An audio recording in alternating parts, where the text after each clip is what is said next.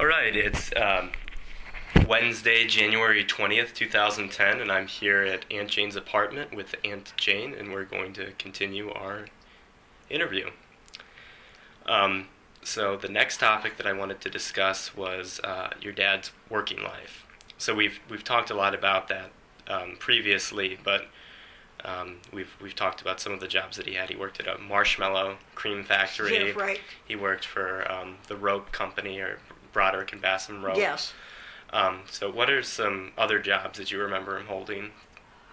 Well, mostly that was it. You know, he worked when I was a child.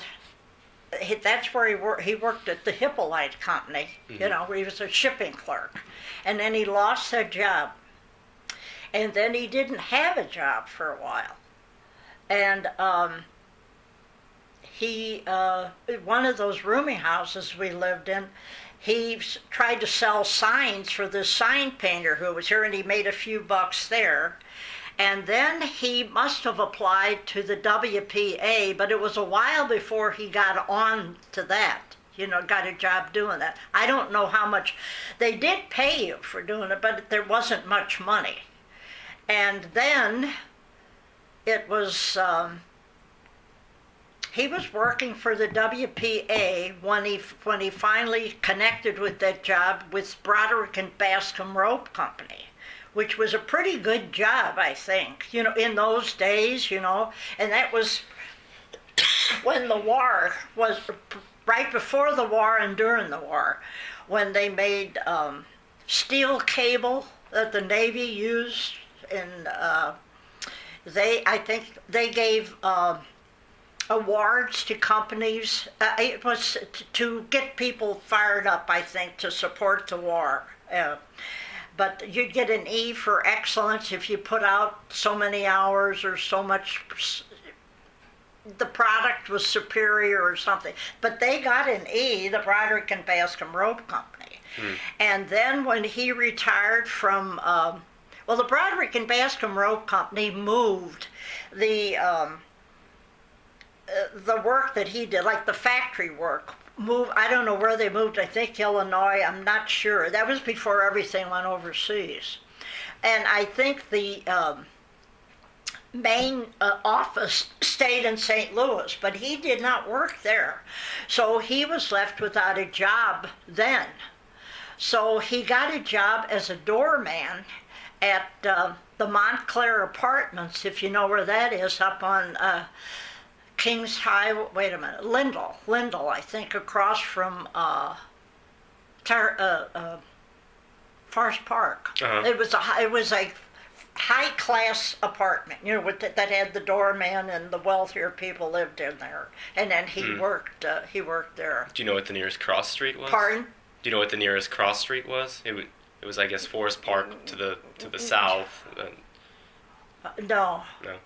It might still be. I think the Montclair is still a viable apartment house. It's not what it was once, but it was high-rise, and they had a dining room there called the Frontier Room, which was one of those places where you just had to be seen and to eat. You know, it was for the upper crust.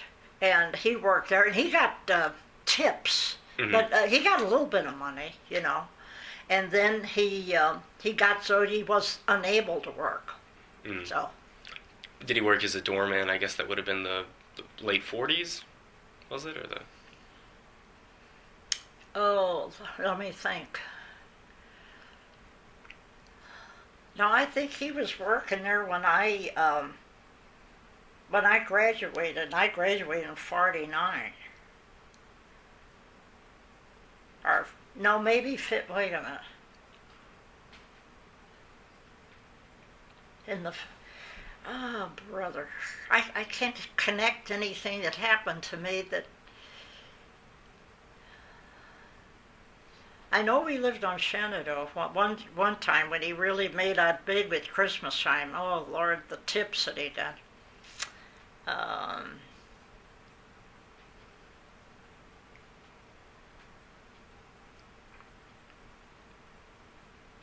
It would be in the 40s, so I think, like the late 40s. Yeah. Okay. Was he ever a member of a union in any of those jobs? I think so, when he worked at Broderick and Bascom. I don't know what union it was that he belonged to. Did he ever talk about that? Not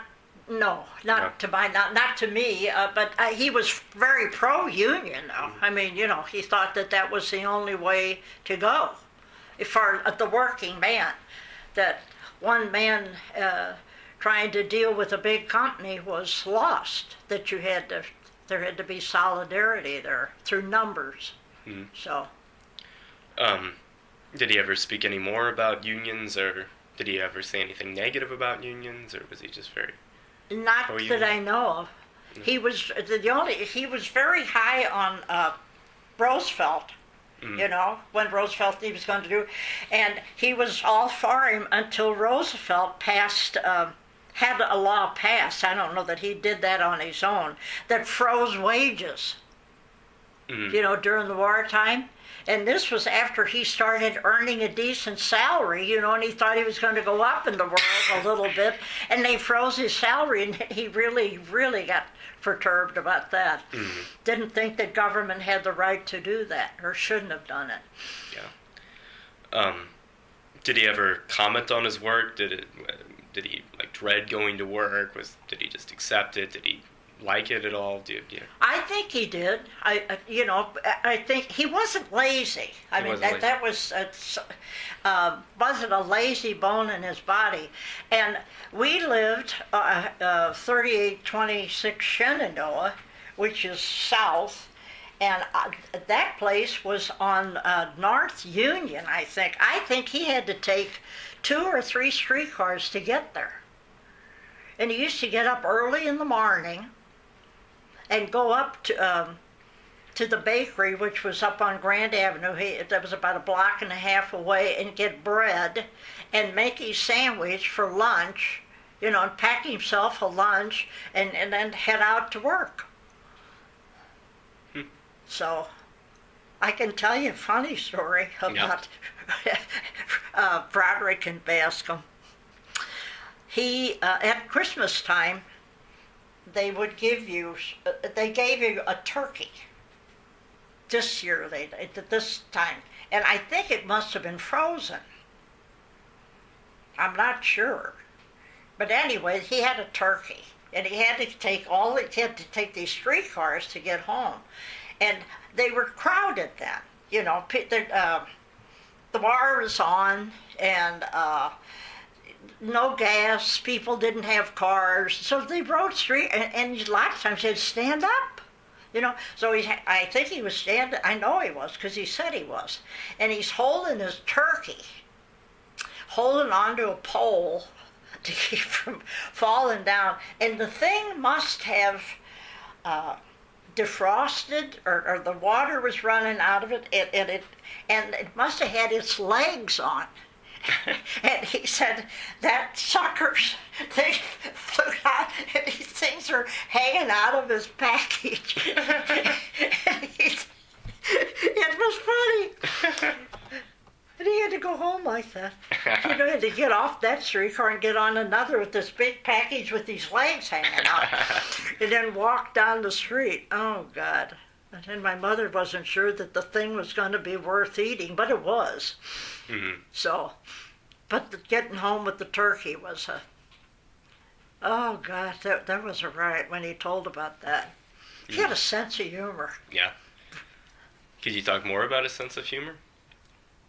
Well, he could say funny things, and he told a man, when we lived on Detani, the man that lived next door, I think he got out and dusted his grass,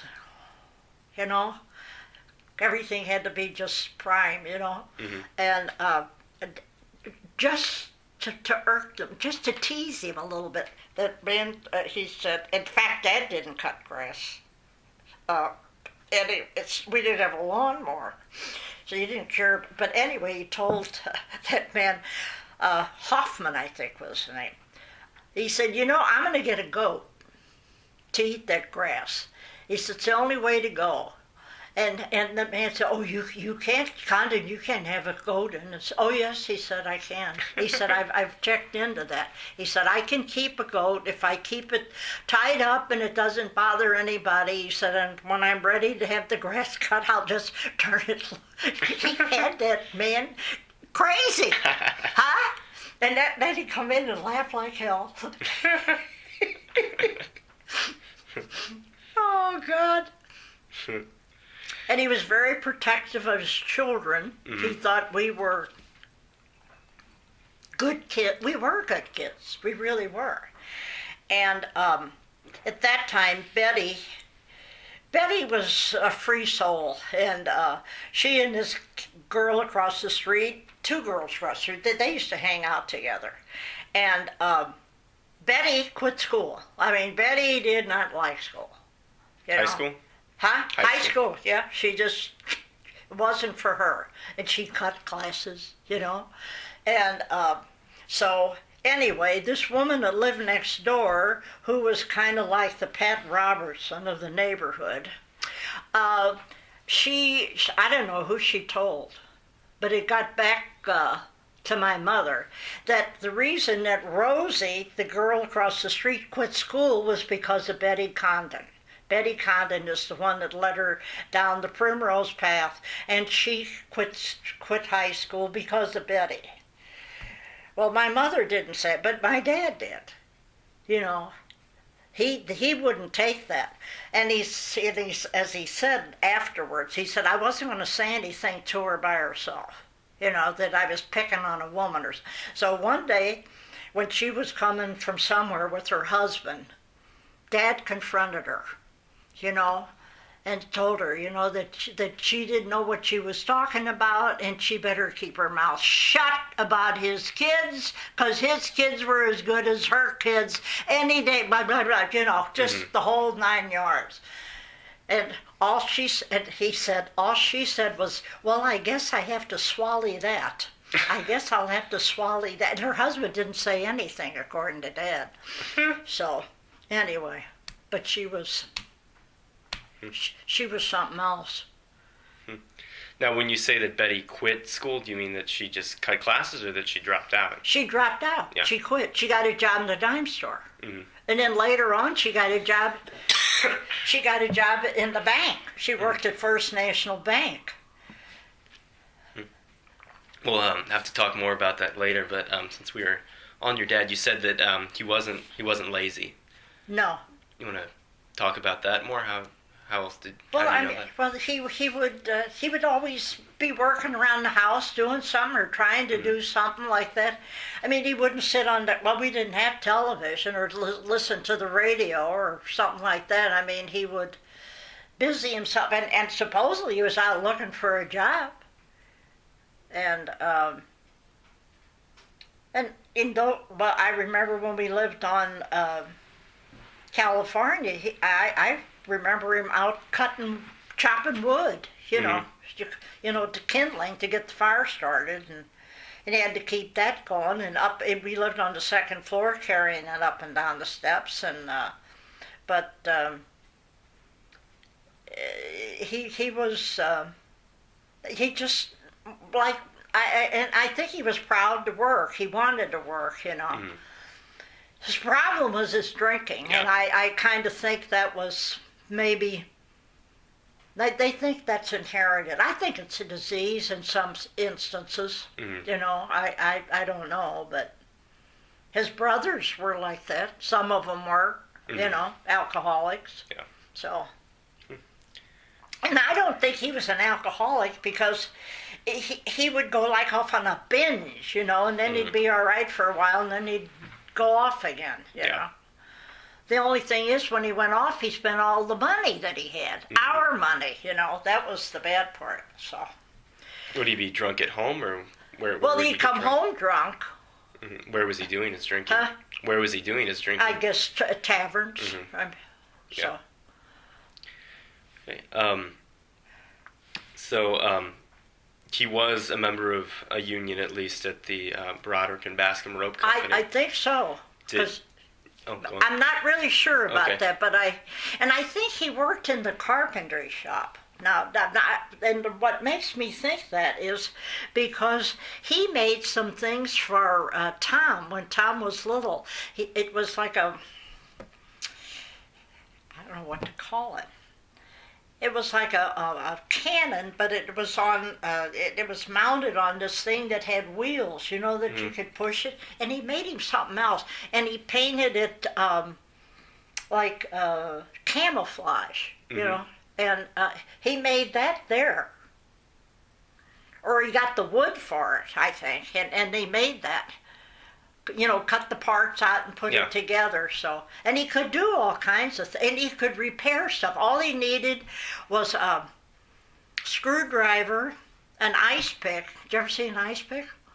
It's got a handle and it's a long thing. It used to chop ice with it, An ice pick, I think a hammer. And that's it. He would fix things, And something was always needing to be fixed, so he'd get out his tools and fix it. So. Like pieces of furniture or machinery? Well, like light switches, and as he told me one time, you better watch me, Jane, because Bob's never going to be able to do this. Yeah. Now, why did he say that? Why did he say that? Because I don't think Bob was interested in fixing stuff. Yeah. And I used to watch him, Mm. And when I don't know what he was making. One time he had a saw, like this, and he was sawing, and Betty wanted to saw. She was watching him do it. And so he let her. You could almost talk him into letting you do stuff, My mother wouldn't let him.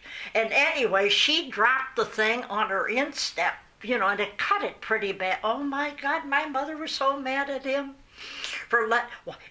you don't have as much sense as they do. You let them do whatever they want to do.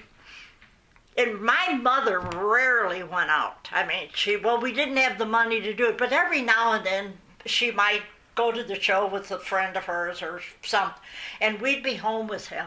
Mm-hmm. We made candy. Oh, yeah? Oh, baby.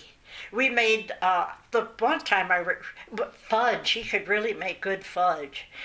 But we made pull taffy. Did you ever, oh, God.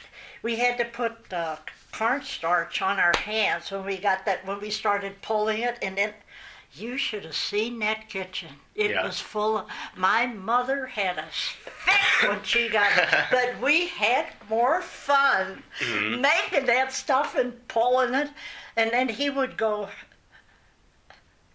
and then he had, it was right before Tom was born, he had sciatic rheumatism. See, I think that's where I got this curse, and Tom's got it too.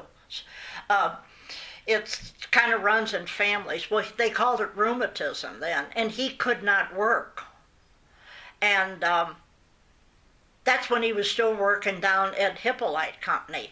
And that man brought, I think, half of his salary. They did pay him something, but he could not work. And he was at home, and he had to stay in bed most of the time. Standing up was hard for him. So they gave him half of his salary while he was ill? Yes, and that man brought it there. That man? Pardon? Who? The man that owned the company. Mm-hmm. I forgot what his name was. But, and, to find out, how I felt and everything. So, but he had a box, I think it was a shoe box, and he put the rubber bands on it, and he played it and we sang, Yeah. But he'd always find something to do for us that had a little fun in it. Yeah. Where did he learn to make fudge and taffy and? I don't know. And one time he, while he was still down at Hippolyte Company, he made up a recipe for a candy bar that they were going to go with. Oh, yeah? Yeah. So we thought we were going to really make it big, but then it all fell through. I don't know what happened, but we thought we really had struck it rich there with the candy bar. I forgot what the name of it was. He had a name for it and everything. And it used a lot of that marshmallow cream and chocolate and I think nuts, and it sounded good. But it didn't happen. Yeah. He had a fertile mind. Yeah. He did. Big on words, Oh, I'll never forget the time we were. It was supper. We were eating, and I don't know. The word was expedite. Then he asked me if I knew what it meant, and I didn't know. So I made up a meaning. He didn't like that either. He had read it in the paper, something, they had to do this to expedite the activity, whatever it was, speed it up, expedite. Well, I didn't know. And he read the paper. Oh, God, he just read the paper. So, I don't think he believed everything he read in it, but... Yeah.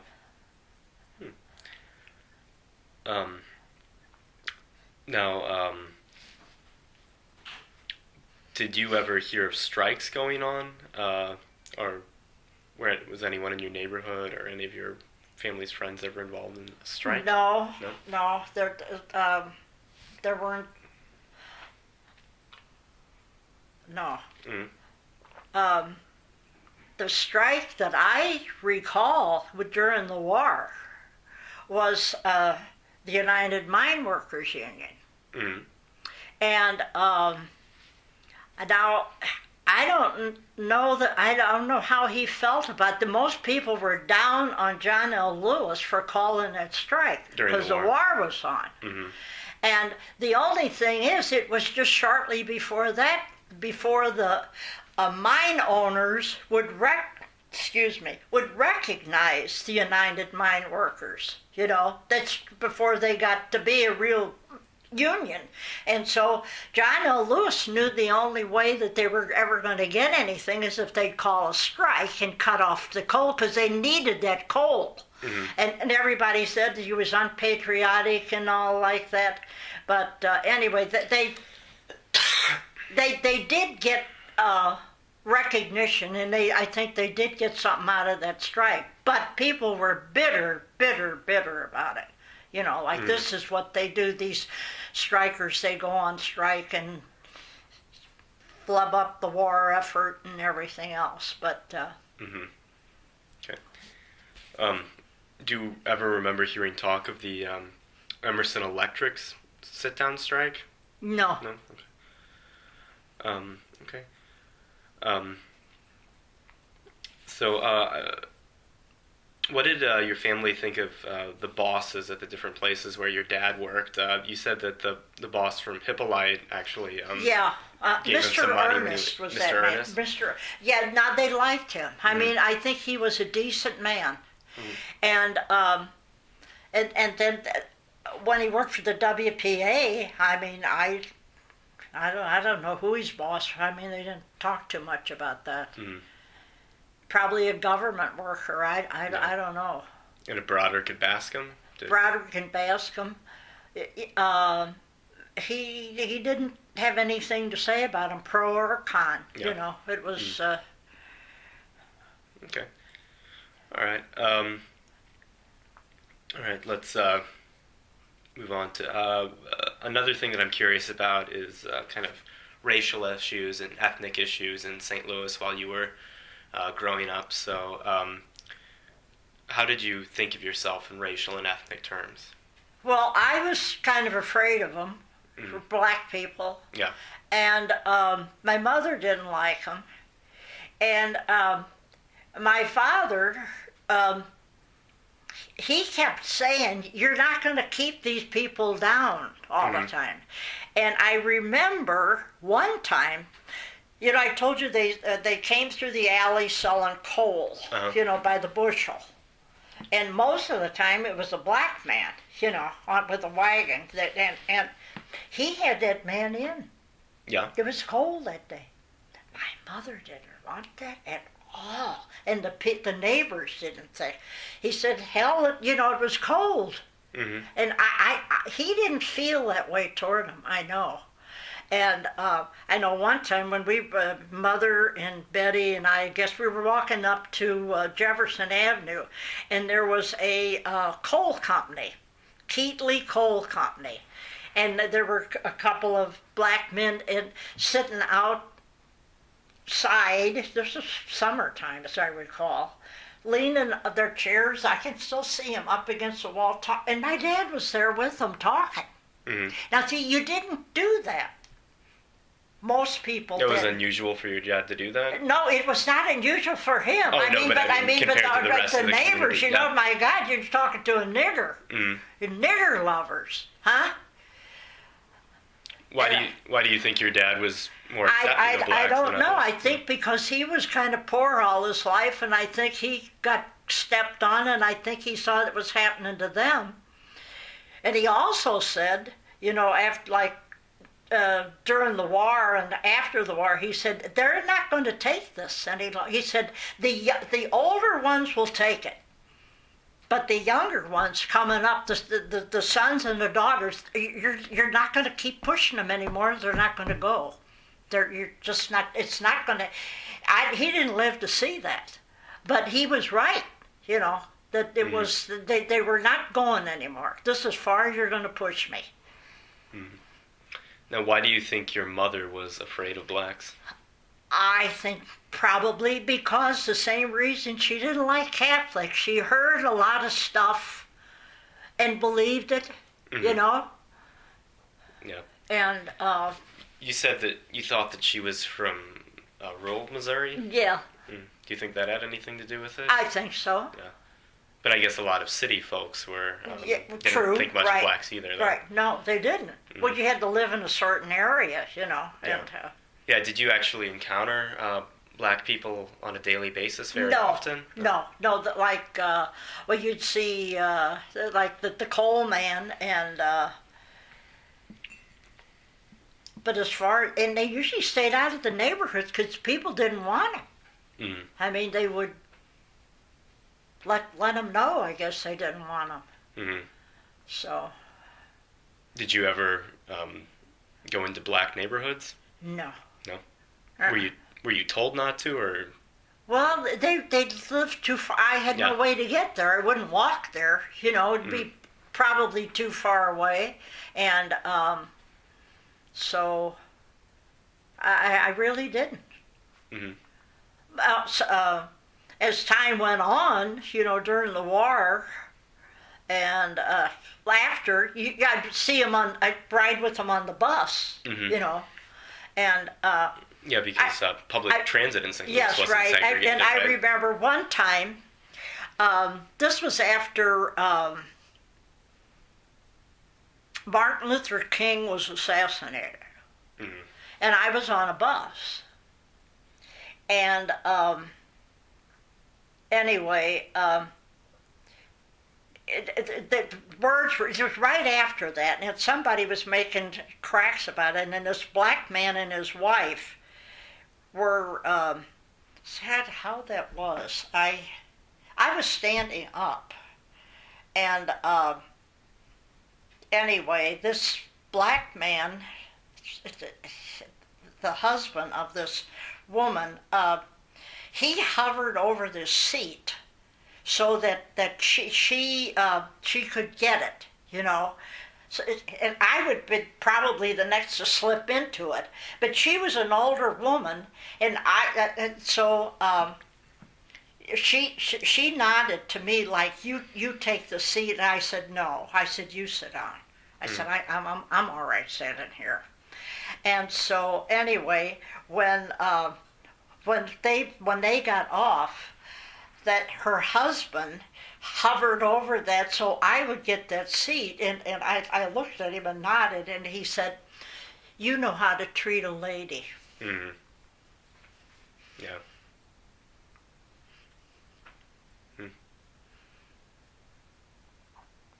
Those people took so much crap in. black people. Yeah. Could you talk about that more? Well, they couldn't live in certain places. They had to get out of neighborhoods at a certain time. It was almost like apartheid in South Africa. Not quite as bad, but...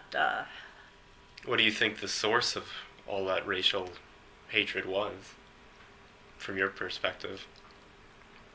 I think probably because maybe they were slaves, and I think maybe some people thought they should always be that way, or they were inferior. There's still people that think they are. It's an inferior race. Every now and then you read about somebody that has some kind of a study that's gone on to prove that they are inferior, intelligence or whatever.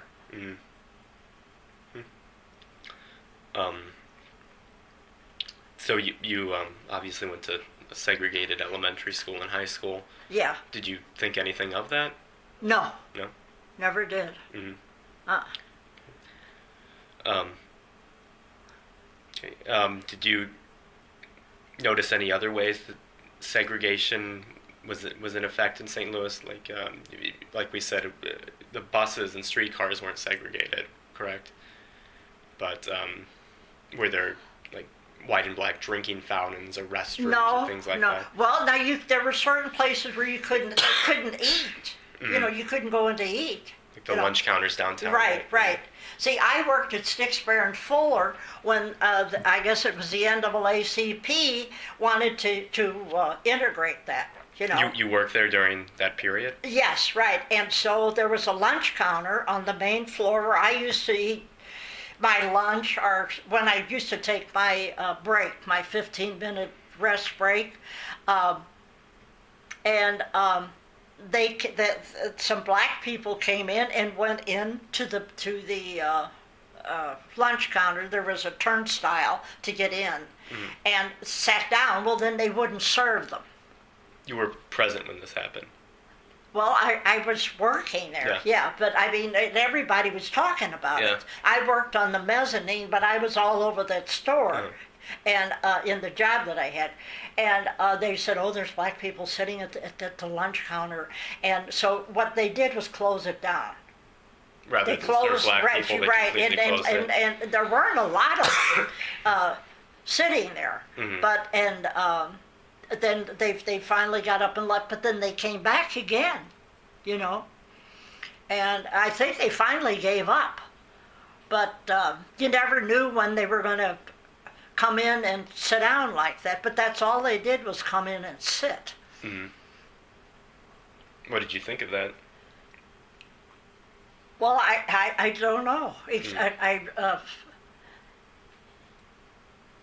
I don't know whether I thought I don't think it would have bothered me to sit next to one. I really don't. Because I sat next to him on the bus, and it didn't bother me. I mean, some people, if there was a black person sitting by the window and this guy next on the aisle would get up and leave, some people would pass by not to sit next to one. Now I never did that. I mean, I'd sit down there, and I was comfortable with that. So. Were the movie theaters segregated? Yes. Oh yeah. And I got to know how it felt firsthand when I was going to summer school at Northwestern. I was in a science workshop, and we could go into Chicago and visit those museums, the Science and Industry, and and the Field Museum, and I think there was a third one. I don't know. It's dealing with science, and so there were a group of us that were at this one table that we worked together on projects and things, and one of them was a black lady from the South, Mississippi, Alabama, I don't know. Sweet, sweet lady. Oh, God, she was such a classy woman. And, when you meet, the way I felt, when you'd meet, you're black. But after you start talking to them, you forget that. I mean, and they become a person. Mm-hmm. They're a person before, but I mean, they're a black person, but now they're one of the bunch. So we went into Chicago and got lost. And we went to one museum, and I think we spent a lot of time. Then we were going to go to eat. And I think we were around Michigan Boulevard or one of the main drags leading into it. And we went into a restaurant, and I forgot how many there were, and so we said table for 5, and he said we don't have a table for 5, but there were tables. And so anyway, I said, well, there's a table, and he said it's reserved, and I said all of them, and then he said we don't serve blacks. So I wasn't going to get to eat because I was with her. Mm-hmm. And then I started, and another woman too, she said, well, I don't think that's fair. Then this woman started, this woman is going to Northwestern University. Well, he didn't care where she went, you know. And so the black lady said, come on, honey, just get out. She said, I've been through this before. She said, it's like, doesn't do any good. Yeah. But it hurt me. Mm-hmm. It really, really did hurt me. I mean, I felt as insulted as she was because he wouldn't let me sit down in his damn restaurant. And I was as good as him the worst day I ever lived. Mm. So who's he to deny me and that woman service? But anyway, so, and I can't imagine what that must have been like going through your whole life, knowing that there were places where you absolutely were not going to be allowed in. Yeah. So you said that your dad stuck up for blacks. Do you remember anyone else sticking up for blacks that you knew when you were growing up? Not really. So I guess you thought of yourself as white, obviously. Did you ever... I think what he thought was that it was unfair to treat people like that, you know, and you can't do it forever. It's not going to happen. Mm. Yeah. And I guess eventually they were pushed too far. Yeah. Which we'll want to talk about that a little bit later. So you thought about yourself as white, I guess. Did yes. you also think of yourself as... Did you think of yourself as Irish American, or did you have an ethnic identity on top of that? Kind of, yeah. Yeah. How important was your Irishness to how you thought of yourself or how you lived your life? Well, I don't know. I just always thought the Irish people had a lot of fun in their hearts. They liked music. I always had a way with words. Mm-hmm. They liked words. And that didn't come until much, much later. Yeah. But I think that I found out, you know, that the Irish people have contributed much to America, you know, as workers.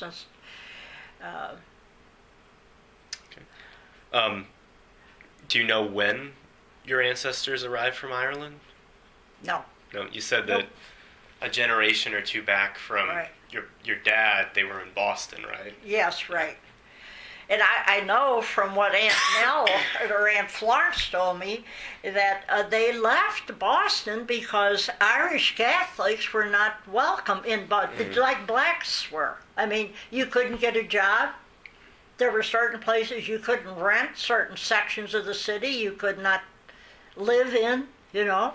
And so they moved here. Now, why they moved here, I don't know. He worked on my grandfather worked on the railroad. And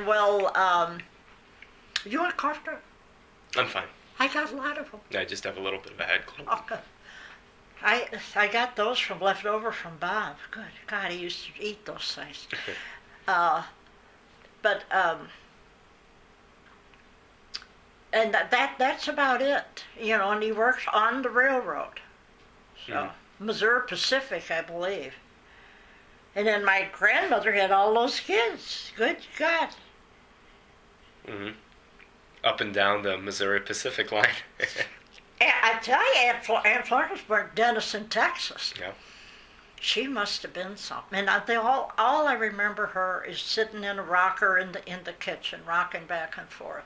Probably after she had made her soup for the day and baked her bread in that coal oven that she had. Mm-hmm. Didn't have a thermostat on it. She just said no when it was done.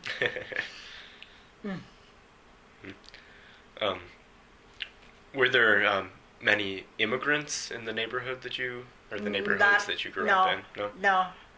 No. Most people. Most of the people that lived around us, especially when we lived there on California, were what we referred to as Hoosiers. Yeah. You know what a Hoosier is?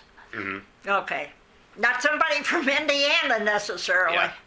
But now those my dad did not like. And I don't. But some of them I do. But I've come in contact with... Now, when you say Hoosier, were these people that were coming in from rural areas? Yes, right. Yeah. Right. And your dad thought of himself as being different, being from the well, city? they didn't know. They didn't seem to know anything, and you couldn't tell them anything. What do you mean? Their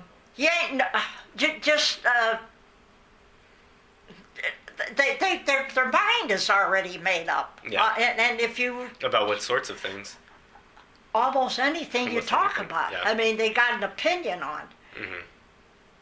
To give you an example of that, but when I was teaching school, I had this kid. I referred to him as a Hoosier because he was.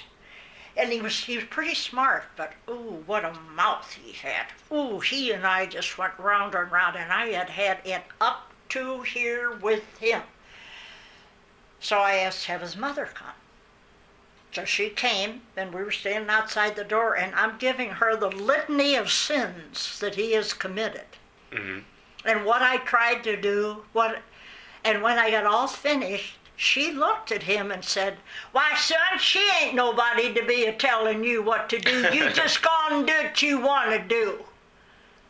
That's what I mean. And I said, "You didn't have to come up here to tell him that. He already does that." Well, I mean, that battle was over then. The war was lost. Because he wasn't going to do anything then. Nobody be telling me what to do. And I think one of the neighbors down there called my mother poverty-stricken. Yeah. You ain't got nothing. Well, she didn't either. But, I mean, I don't know what started that, but, that made my mother mad. But my father didn't like them. I mean, they were, and kind of dirty. I mean, not, anything went. I don't know if it's fair to say that they tend to be lazy. You paint a whole group of people with the brush, and it's wrong, and I know it is. But when you keep meeting them over and over again, and they seem to be like that, you tend to feel that way toward them. Mm-hmm. So. Yeah. And these were mostly people that weren't born in St. Louis. Right. They were people that moved in. Yeah. Right. They probably didn't own a farm. They maybe worked on a farm or something, and they came to the city, and so. My mother was always cleaning something. Yeah. Always. Washing windows. Good God. And she didn't think that they kept things up as well as they should. And they didn't. Yeah. So did your family associate more with people from St. Louis originally? Yeah, probably. Yeah. That's a funny thing. I was thinking about that. They never had a whole lot of what you call close friends. Yeah. Like I'm sure your mother and father, have a lot of close friends. Mm-hmm. From church, yeah. And then probably your father from where he worked. I don't know whether he made close friends down there or not, but your mother from maybe school or yeah, whatever. a lot of the but, other parents. Yeah, children, right. yeah. And then the schools that they went to too. You Yeah, meet that's people, true. and so. But see, but they did. There was. I think I told you about the man. Hugo Muskoff was a barber, and his wife, and he had 2 sons, and they were good friends with my mother. In fact, they brought food to us already, when we were down on our uppers. And then there was also somebody, and I don't know where they met them. Let me think if I get their name. Lichtenfeld. They had 2 boys too. Thelma and Benny Lichtenfeld. Now, I remember a couple of times Dad and Benny this when we lived, I guess, on California, going to wrestling matches. Oh, yeah? And I think Thelma would come over, and my mother and we would be there in our house, but that's the only really friends that I remember that they had in common, we would visit now and then, not a lot, but some, and that's all. That's all they had. They had no school ties like that, and my mother didn't work. And as far as the people that my father worked with, I don't think there were a whole lot of workers down at Hippolyte Company, that he would have been friends with. So it was, and then the people that lived downstairs from us, they were Hoosiers. We didn't like that. Now the ones that lived next door upstairs, the Biggses, now they were pretty nice people. One of their daughters was going to Harris Teachers College. And were they Hoosiers too, or pardon? Were they Hoosiers? No. No. And I don't know what Mr. Biggs did, but he lived in that godforsaken house that we lived, that 4-family flat with the outdoor john. And also, the girl that was going to Harris Teachers College taught Sunday school at Lafayette Park Methodist Church, I think it was. And she asked my mother if she could, take Betty and me, to Sunday school. Because we weren't going. And my mother relented to that. We went to Sunday school with them. So. How long did that last? Not too long. I don't know what broke it up, but I guess maybe we moved. Oh, yeah. But I don't know that we went every Sunday, but almost every Sunday. It's up by, that church is still there. It's around Lafayette Park.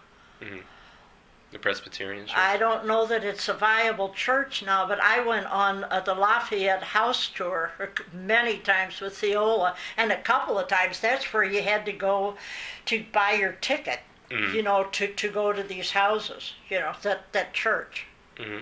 So. While I'm thinking about it, it's sort of funny that, now Lafayette Square, it's a very beautiful area. Those homes are, just gorgeous. But when you were growing up, you said that it was slummy. Yeah. So, were the homes of that, were they that beautiful while you were living there, or were they in more disrepair? Yeah, I think a lot of them were rooming houses. Yeah.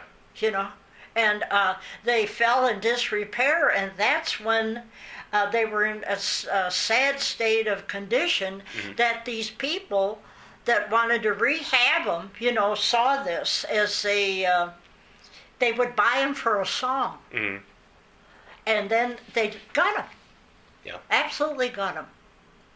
They had to put in all heating and electrical, wiring, and knock out all of the plaster, pull out the windows, and all they really had was the shell of the house. Yeah. And then go from there. It took a lot of money to make those things up, but they did, rebuild it. But at that time, they were rooming houses. Yeah. 1 and 2 rooms or whatever. Okay. So, back a step. So there were the Hoosiers. You lived amongst the Hoosiers. Yeah. They were in school, too. Yeah. And then there were blacks, but you didn't really interact with them very much. So how about the other quintessential St. Louis ethnicities, the Germans, for instance? Was there much evidence of German culture, the heritage of German immigration in St. Louis? No. The woman that lived in the rooming house with us on Lafayette, Miss Goebel, she was from Germany. Mm-hmm. You know, that's born about in Germany. Yeah. She lauded Hitler to the skies. Yeah. Ooh. Do you know if she regretted that later, or were you out of touch with her? I don't know. We never. Yeah. But she said that, that Hitler, Germany had been so mistreated and so downtrodden, and they were at the end of World War I. They were going to get even with them. Mm-hmm. And they couldn't do this or that or something else. And Hitler promised them things were going to be better. Yeah. Do you remember your parents having any opinions of Germans or holding any stereotypes about the Germans? No. I don't remember them talking against, except Hoosiers. They did not like Hoosiers. Okay. Did you know or were you aware of the Italian subculture in St. Louis? No. Okay. And how about the Jewish population in St. Louis? You said that you knew a Jew. You had a good friend who was Jewish at Harris. Yeah. But did you encounter them much growing up? No, but my father talked about them. Like the abstract. Mm-hmm. They're all out for money. Yeah. And I think my mother's told us once the last words in the Jewish Bible, and I don't know that it is a Bible, is "get the guilt." Yeah. And I'm sure that's not right, but somebody told her that. You see what I mean? And then they believed that.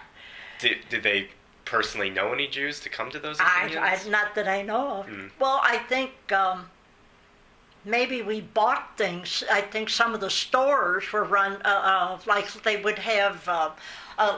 They call them department stores, but they weren't. They were a little store, and they would sell.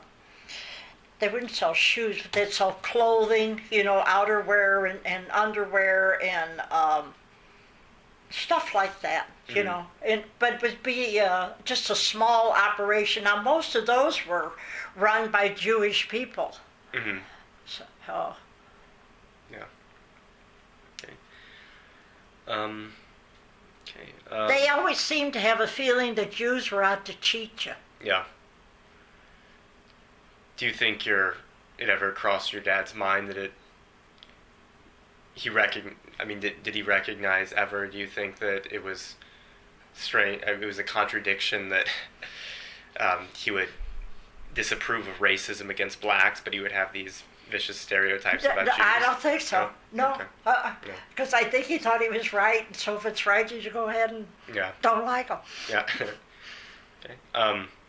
Do you have any other thoughts about racial or ethnic issues in St. Louis when you were growing up? No, not really. Okay.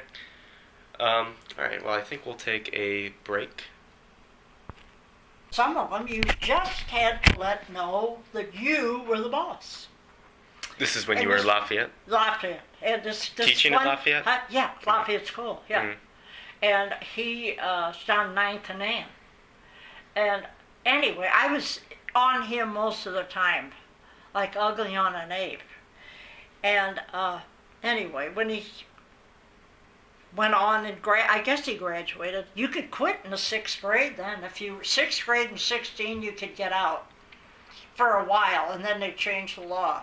But anyway, he came back and he was in the Marines. Boy, he was all spiffed up, And he came back to see me.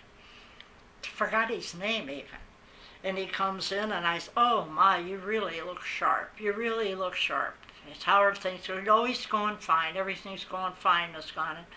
I said, I heard that those drill instructors are pretty hard on you when you come in. He said, "They really, really get on you." He said, I don't know, Miss Condon. He said, when you had a full head of steam, you could have held your own with any of them. And he said, and you didn't use the words that they do. And I said, yeah, but I knew them all.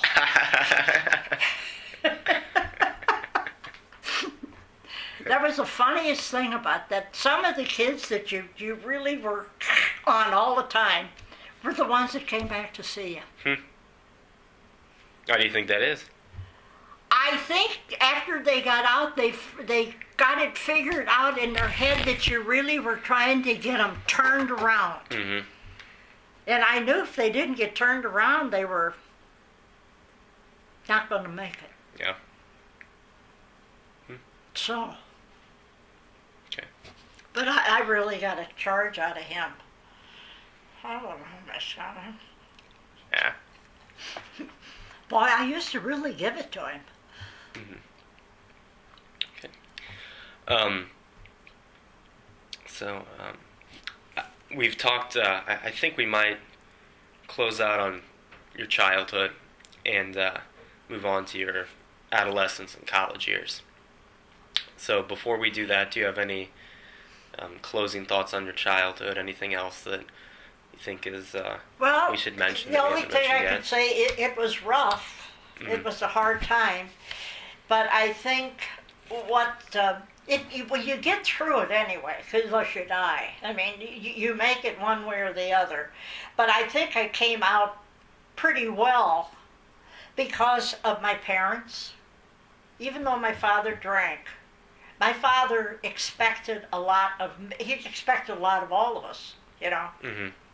And a lot of times people who do have faults want their children to do better than they do, you know, act better than they do.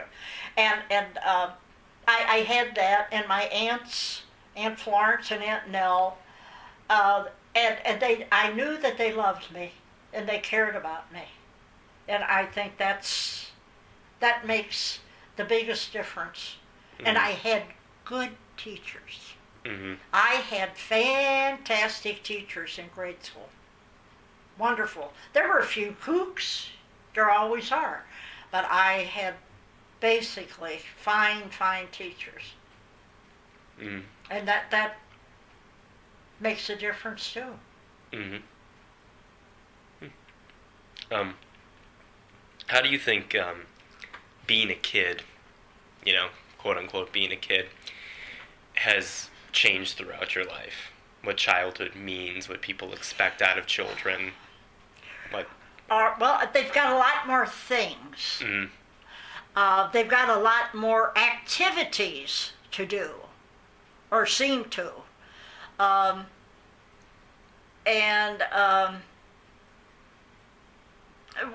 to me, they lived the good life, which is what I would look at then, you know, and see kids. Not too many did I see that had all that the kids have today. Mm-hmm. I think some of the kids today, this personal opinion, I think they're overprogrammed. I really do. What do you mean?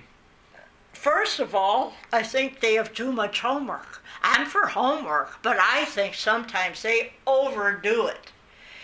And then they have, they got to get in sports. You got to be in sports. You got to take piano lessons. You got to take swimming lessons. Some of them have to take dancing lessons.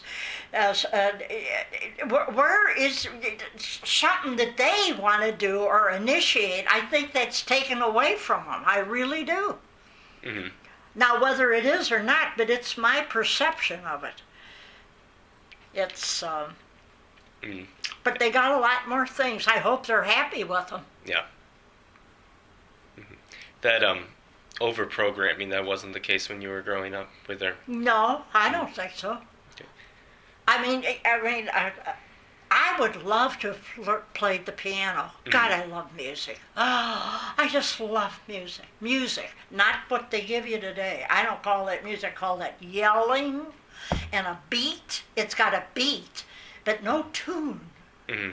Oh, my God. Lord. We used to laugh about that. We used to sing, they're playing our song or something, lovely song.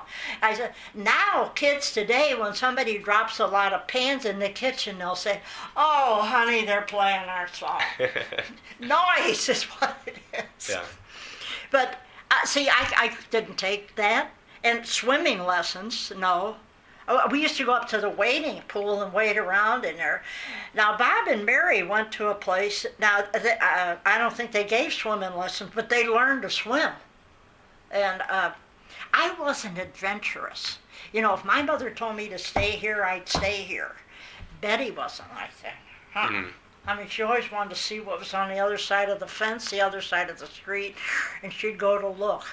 But I didn't have that. Mary was kind of like that too. I'm going to find out stuff. Mm-hmm. So, but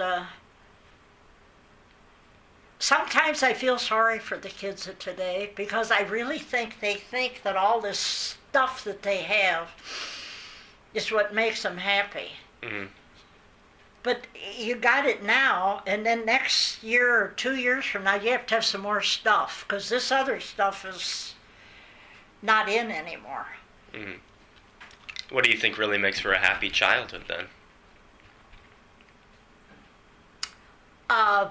Having good parents that will help you plan your time, profitably. I don't think that you have to have your kid into everything that goes on just because your kid is popular. That's very important, I think, for parents today, that the kids are popular, especially girls. Mm-hmm. Popular as in well-liked by their peers? Yes, right. And they have to wear the right clothes. Yeah. That's very, they overemphasize clothes, I think. Mm-hmm. Or lack of thereof. Yeah. But, Okay. I don't know. I think your parents really struck a balance with you kids. Why is that? Huh? Why do you say that? Because, the way you've turned out. You believe in education, but you have other interests too. But, you're not going in 40 different directions. None of them that I know of are. Mm. And it looks like parents won't say no to a kid anymore. Mm-hmm. No, you can't do that. That's too much. You got too much to do. Yeah. But it does seem like a hard lesson. At least it's been for me. I don't know if it's unique to my time or not, but learning to prioritize. Yes. Yeah. Right.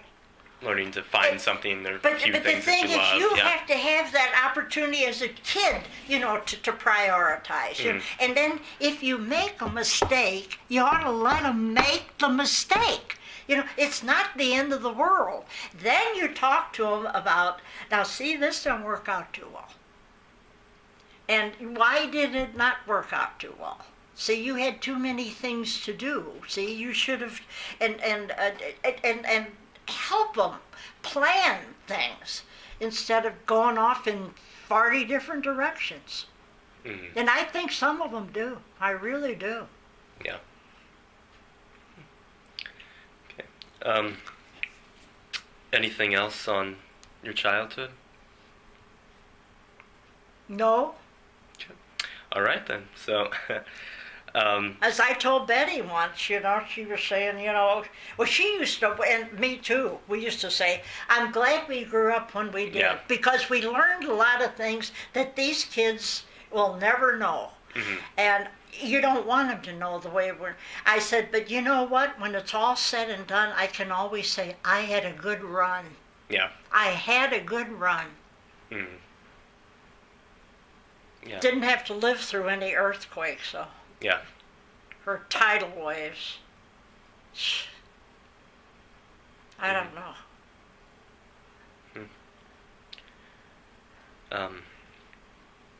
Okay, so we've talked about your high school experiences a little bit. Well, actually, a fairly great bit. But I want to do you want to talk about high school anymore? Or how about we talk about adolescence itself? Do you remember it was being a teenager, something that people thought about? That what, kind of middle, teenager? yeah, that middle ground between childhood and adulthood. Well, yeah, when we were going to high school, you know, yeah. I graduated from grade school when I was 13, and we used to go, we went to football games. Mm. The first year I didn't, because you had 50 cents to buy a pass. I didn't have it, but then I did. After a pass everyone to lost, go to games through the whole season? Yeah, right, right. And we went to field day in June. All of the high schools met at the public school stadium, which was up on North Kings Highway, and had field day. We always went to that. McKinley never had a very good field thing, but they usually had a good football team, Mm-hmm. you know, and we used to go. What In was- fact, the first year I went, they won the city championship. What was field day? Oh, it was track and field, you know, Yeah. where they run and pole vault and, Okay. and all that kind of stuff. All of field events like they have in Summer Olympics. Mm-hmm. And all of the high schools, you know, vie against each other. And I went there, and then every now and then we would go, Evelyn would go down to, I'll have to get out I've got it down in the basement, if I remember when I go down for wash, my high school yearbook. Mm-hmm. It's got a paper cover because it was during the war and we weren't even going to have one. Yeah. Because they couldn't use the ink to print, but we got it. Show you Evelyn. Evelyn Lawson got me to work, so I got a few pennies together, you know, and we'd go down to Casaloma Mm-hmm. and dance, and Let's talk did more we go about... to the show? Let's talk more about Casaloma. You said that your dad was a little reluctant to let you go. Well, see, it was during the war, and the place was crawling with servicemen. Mm. And some of them were looking for a dance, and some of them were looking for something else, you know. And I guess he didn't know whether I knew the difference, huh? Yeah. And but I did, and I think. See, we would be together. There might be a couple of boys in with this group because boys didn't dance anyway, and Or at least not often. huh? Or no boys ever dance, or it was Well, just I mean, a rare one that would like but to they dance. just weren't Yeah. much into dancing, you know. Yeah. And so if you'd say no, and I think they could see you were in high school, but some of them were just like out of high school. They were young, and they'd leave you alone. They didn't bother you, and mostly soldiers, you know, I guess from Jefferson Barracks. Yeah. And What was a typical evening out at Casaloma like? Like, how would you prepare, and then how would you get there? Well, you get yourself looking the best you could, get your hair straight or whatever, get the best dress you had, and then we'd all meet and go down there and on a bus, and then sometimes after we got in there, we'd meet some other people from McKinley High School. We'd all hang around together, and the most we had to do was like soda. Yeah. And then they would play it, and you get out and you dance. You would, and you sit around and talk about the crazy teachers that you had, and isn't she the weirdest looking thing you ever saw? And and just like that, you know. And that was about it. What was the music like? Lovely. Yeah. Just lovely songs. Huh? It's like they play songs like Glenn Miller. I stand at your gate, and the song that I sing is of moonlight. Oh, Lord. Beautiful things. And then they also played String of Pearls, you know, da da da da, and then we do a little jitter. I wasn't much into jitter. I wasn't much of a dancer, but anyway, I faked it. String of Pearls and Jersey Bounce, and that's what they would jitterbug too. Boy, and some of them were really good. Some of those soldiers would get a hold of a gal and I'm telling you, they would put on a show almost. And then we'd stand around and look at them, and go home. About what time of night would you go home? Oh, I don't know, like 10 maybe. Yeah. That would be on the weekend, not during the week would you go. How late did the buses run? Oh, they ran pretty good, like maybe on a main line, like maybe every 15 minutes or so, Yeah. How late into the night? I don't know, because I wasn't out.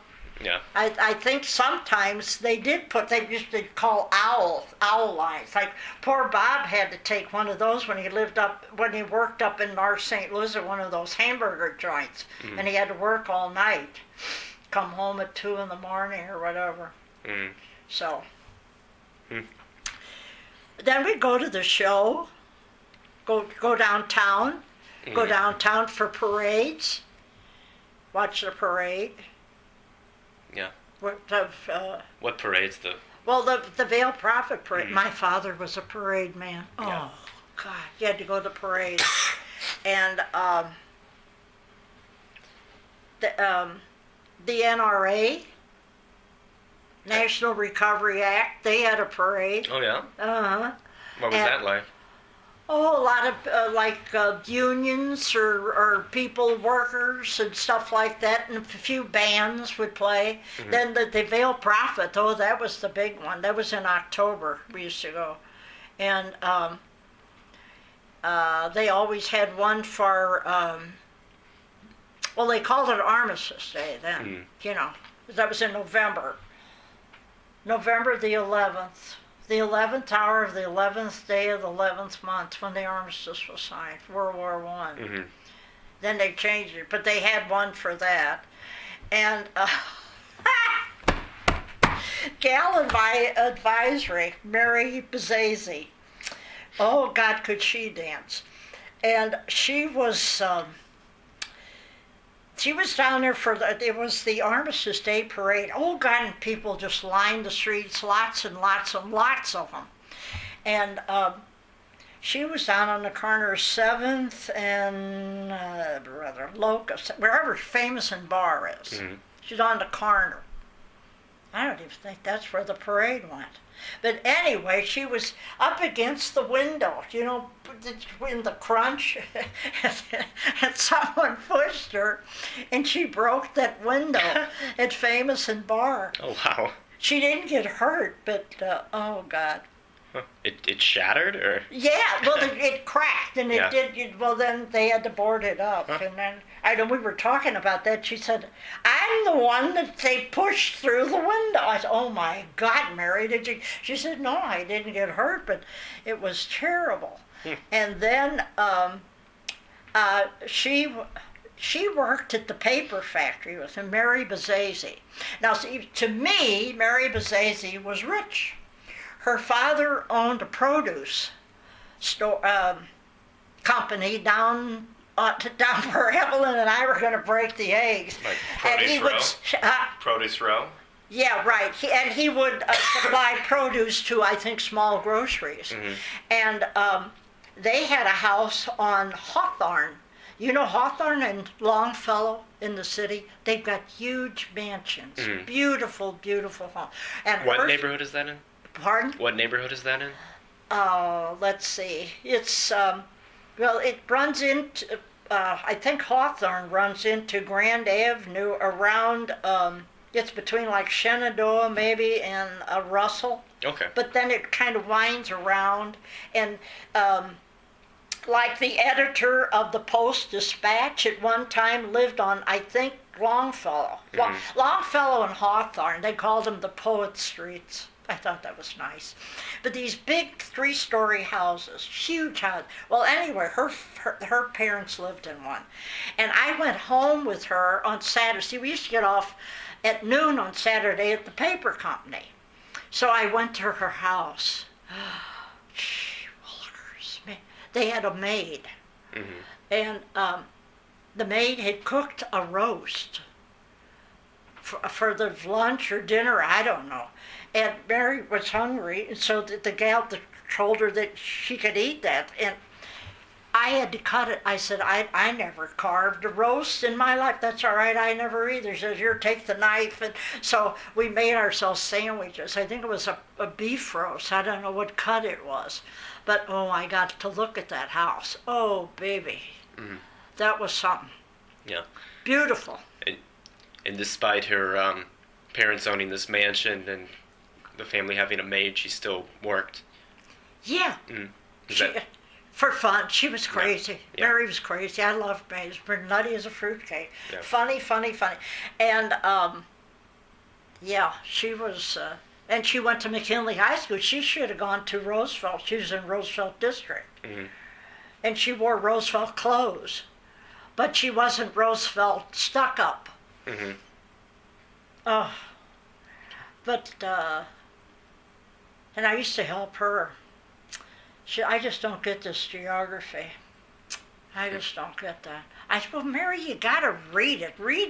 She'd start to answer the questions before she read the chapter.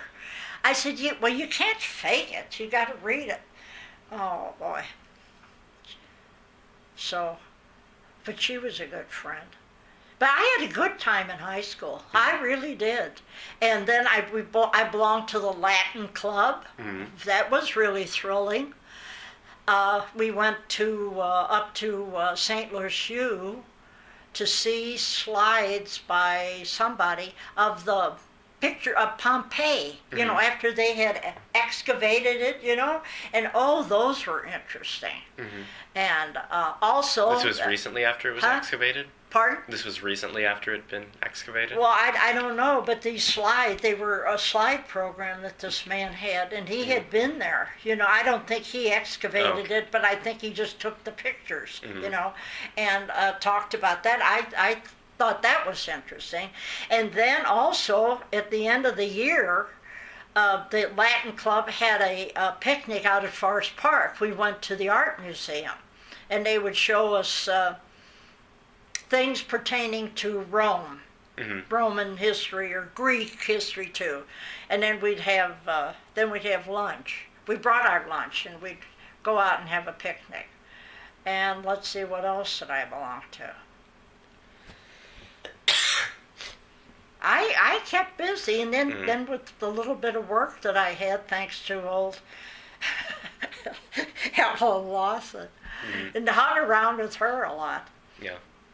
She wanted me to go over to the farm where her parents had a farm. I think the father was alive, but the mother and the brother and the sister-in-law ran that farm, and she wanted me to come over there on the weekend sometime. Go over there, and I said, well, okay. And then she said, you're going to have to work if you go. I said, well, what would I have to do? And she said, well, one of the things, you got to pick the bugs off the potatoes. I said, oh, no, that's it. Not going there. Forget that. All these good things she figured out for me to do, and I didn't want to do any of them.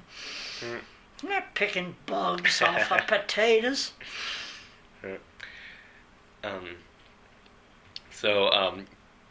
What were your fellow students like? How many students went to your high school? Do you remember? Do you know how many were in your graduating class, maybe? No. Maybe when I get that book. Mm-hmm. We weren't as big a school as Roosevelt. Roosevelt was on the side, and Southwest that's where the really rich kids went. Mm-hmm. Right.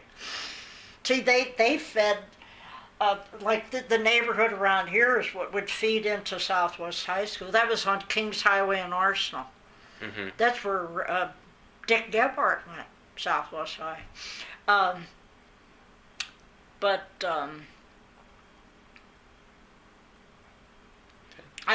really don't know.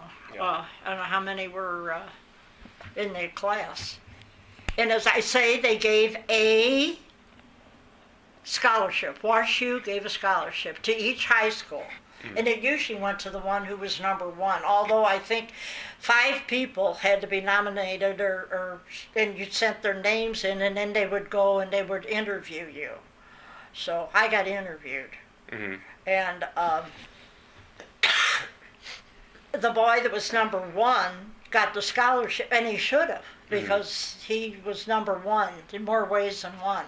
I think I later told you he got a PhD in psychology. He taught at Missouri U. Yeah. And I think he wrote the book The Graying of America, about aging of America, you know. And then there was a girl who was in my Latin class.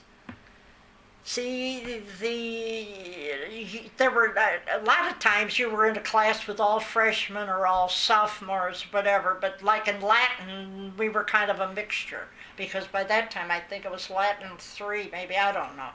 But anyway, she was in there with me. Irma Armoratis, she was of Greek descent, beautiful girl. She won the scholarship to WashU, and not that she was a very good friend of mine. You know, I knew her as an acquaintance, and that she was a nice girl and everything. And but years later, I don't know how many years later, I saw her picture in the paper, in the Post-Dispatch, because she was honored because she was the first woman to graduate from Washington University with a degree in civil engineering. Yeah. Think she didn't have it up here? Yeah. But we had fantastic math teachers at McKinley High School. The one math teacher I had, Marjorie Becker, I think was the smartest woman I ever knew.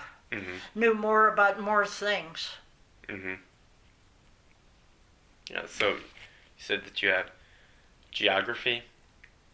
Pardon? I'm trying to think of the subjects you said you had. You said geography and various math courses and Latin and what else?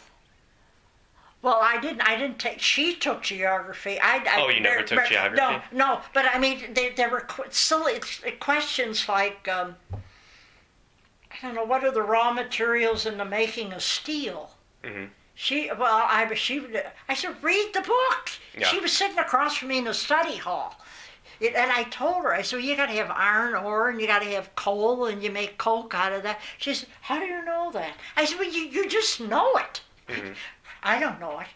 Well, but no, I took English. You had to take English, and you had to take history, which I liked.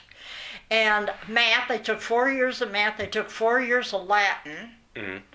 And I should have taken general science, and I didn't. And I got in over my head in chemistry, and I didn't take physics in high school. I took physics at college, at Harris, and physiography. Yeah, and I like physiology. Mm-hmm. No, physiography. That's what it is, physiography. And what's physiography? it's the study of Earth, and we had to identify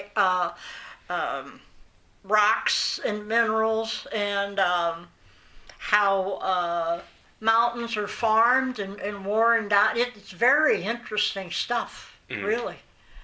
That's the woman that said, "Oh God, was she good?" That there were the people were all moving at that time, just starting, the tip of the iceberg, to move into Southern California. And we studied about rain patterns and so forth, the Mediterranean climate, which they have in that part of California. You have the rain in the winter, and you don't have much. I think they get about 15 inches as average or so, or maybe, and then you don't have it in the summer, and that's what they like. But it makes for bad living conditions for all those people. And now with the forest fires on those slopes of those mountains, burning off all of the grass, trees, and whatever that hold that soil together, when the rain comes, it all washes down. You know, and she said there's not enough water in that region to support the population that's going to grow there, and it's happening. Yeah. Now they're getting it. Now they're getting rain like I don't know what for 2 days. But Arnold Schwarzenegger said that they have this drought in Southern California. You know, they're almost out of water. And even at that time, she told us that they had drained a lake. I think it was Owens Lake, up in the northern part of California where they don't have that much population. That's where they get the rain, and they brought the water in pipelines from that. They ran the lake dry. So. Yeah. And she said, we don't use the geography that we know. She also was down on them when they invaded Italy, because that part of Italy had the same kind of climate where they were going to get that rain, and they were coming in there with all those tanks and everything, and they're all getting bogged down in the mud. Poor planning. Yeah. She said, you have to know your geography. You have to know these things. You got to know physiography. She's a good teacher. I learned a lot from her. Yeah. Any other? About Latin. Were other foreign languages offered? Pardon? Were other foreign languages offered besides Latin? Spanish. And I don't think French. Spanish, I think. Spanish and Latin. Why did you choose Latin? Because everybody said it was hard. Yeah.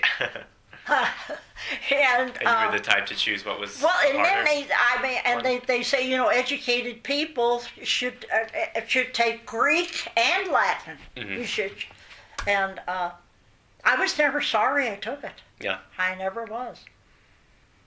I read the Gallic Wars, which really, really helped me a lot in my, you know, learning how to wage war.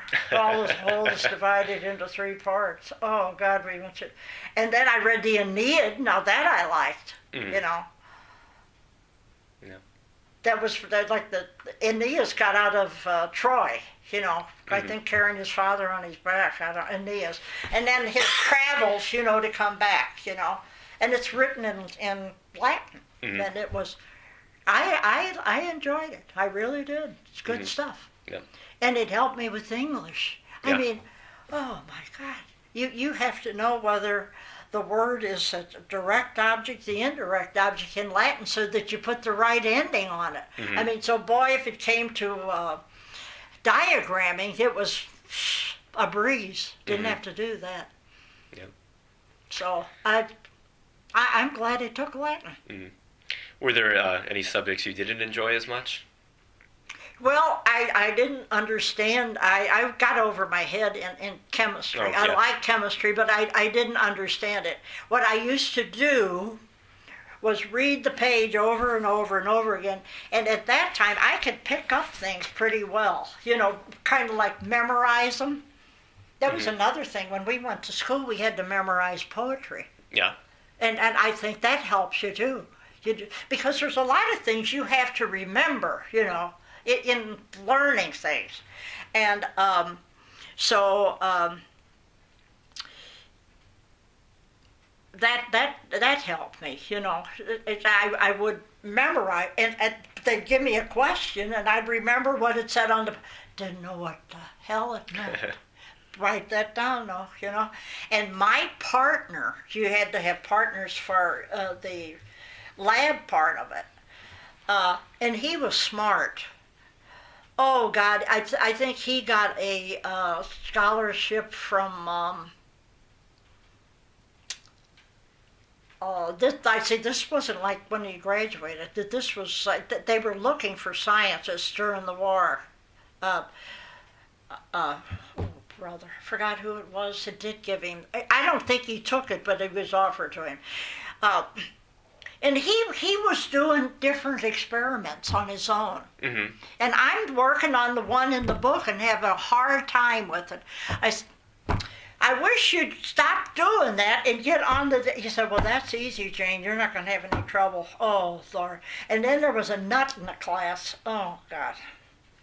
The Bunsen burner and the water were side by side, and he used to hook up that Bunsen burner to that water jet, and you turn it on, and the water come out of your Bunsen burner. And then the teacher would get on him. Oh, boy. The teacher that we had at first, we didn't have him very long. He got drafted. Mm-hmm. And then we got an older man, and he didn't have as much patience with... the older teacher was back there, and he was, I forgot what he was doing, slaking lime, I think. I don't know why you would do that. I wouldn't. But anyway, and I think he was using sulfuric acid, concentrated sulfuric acid. And it hit some, and it splashed on him.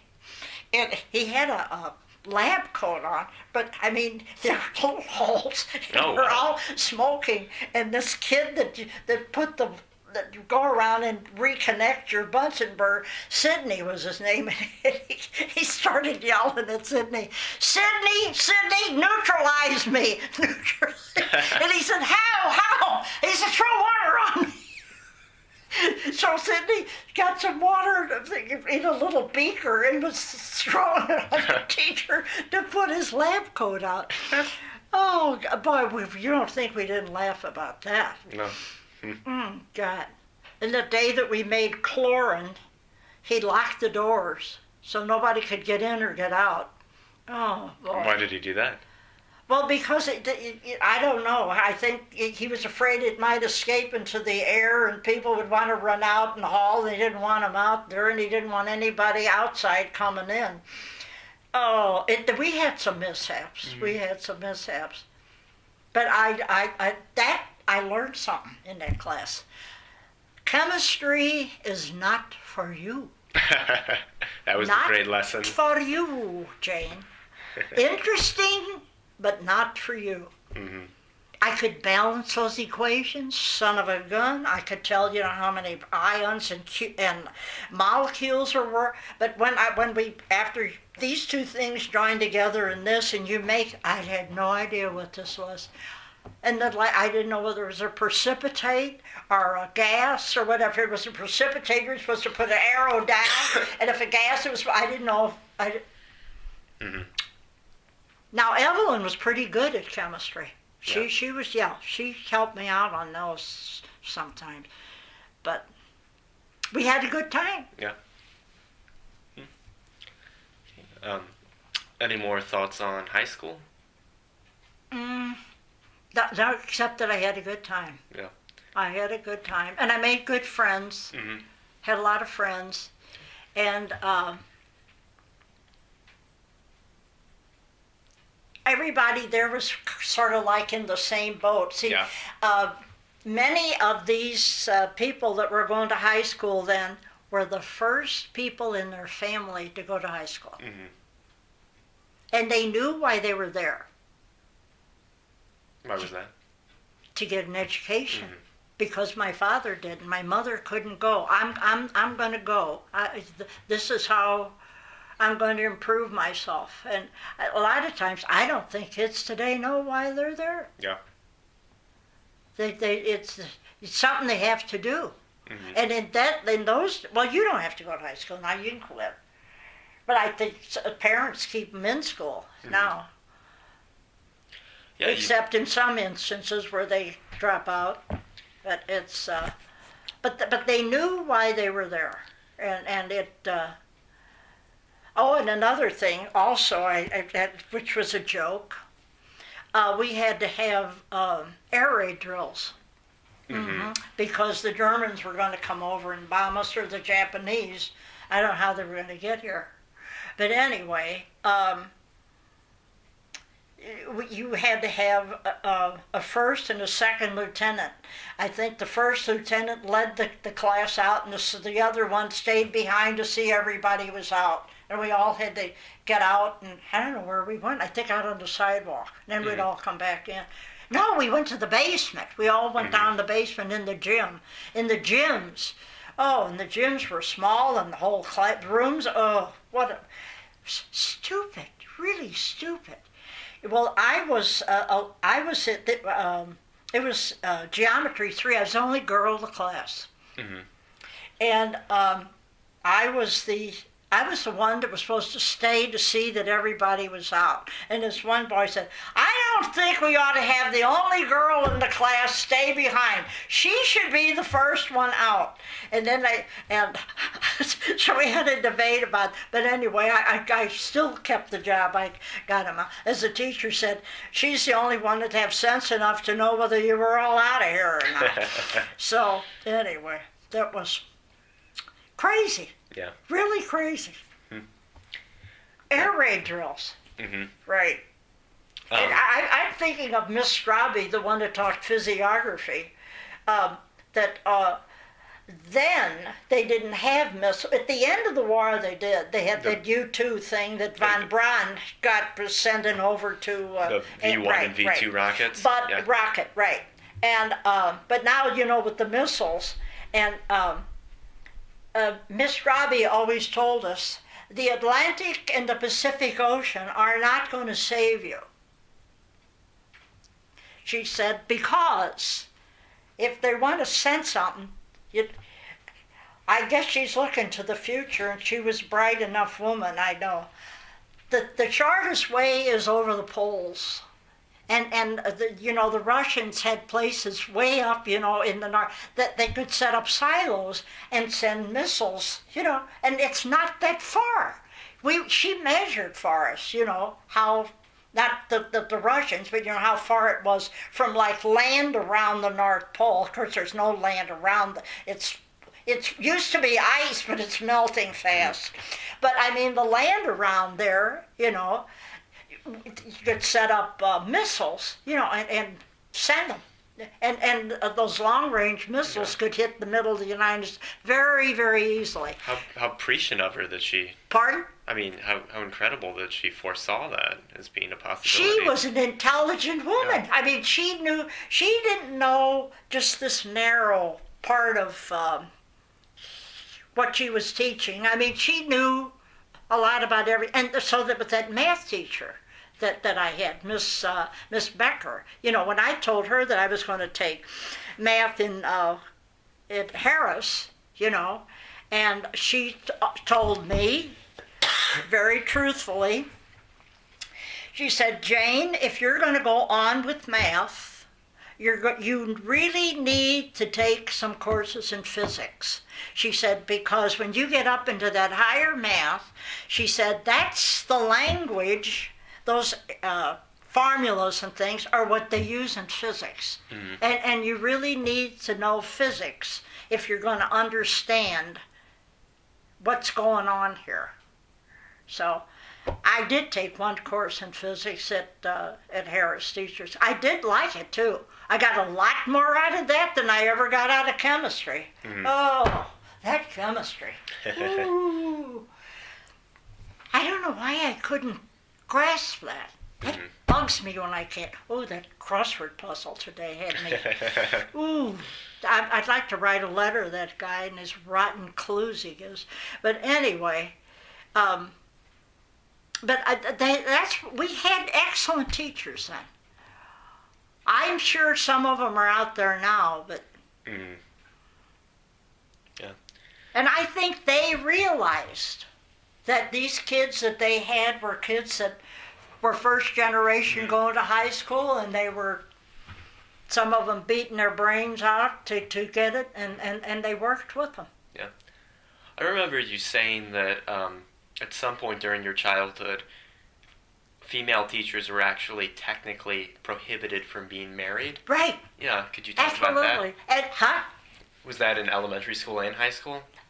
While we were in high school, oh God, that's another funny thing. So many funny things in high school. They finally saw the light, and so you could be married. I think it was my second year or third year when I was in high school when that rule was rescinded. And anybody who was married and hadn't told them, they had a moratorium on them. You could come out of the closet, from being married and declare you were married and all would be forgiven. Isn't that terrible? Did you forgive somebody for marrying somebody? Our Latin teacher was married. Oh, Ian, and you just can't imagine how we just couldn't. When I wasn't during the war they didn't have nylon and they used to wear rayon hosiery and they didn't fit your leg, and she had skinny legs anyway, and her stockings were in rolls like this from her knee almost down to her ankle, and I used to sit there and count the rolls, and then somebody else in the class, how many rolls did you count today? She was married. And then the Miss Hannah. Now Miss Hannah, I didn't have Miss Hannah. Miss Hannah was a general science teacher, but she had very dark circles under her eyes. They called her a raccoon. I mean, the kids did. She looked like a raccoon. She was married, and they never seemed to think or see the fact that it was hard for a man to be married. Most of the men teachers we had were married, but the women couldn't be married. Mm-hmm. What was the motivation for that? Who knows? Mm-hmm.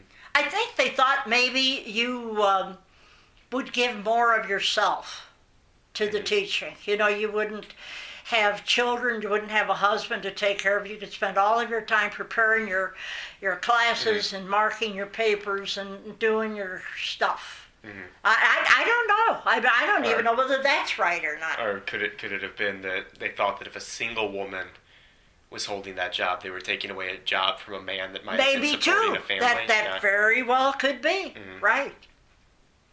Okay.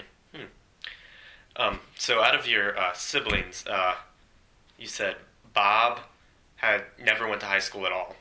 He went for a while. Bob and Mary went for a couple of months maybe, and no money for lunch. For lunch, so they had to drop out. Okay. And then Betty quit. Mm-hmm. And then Tom. Talk more about Betty quitting.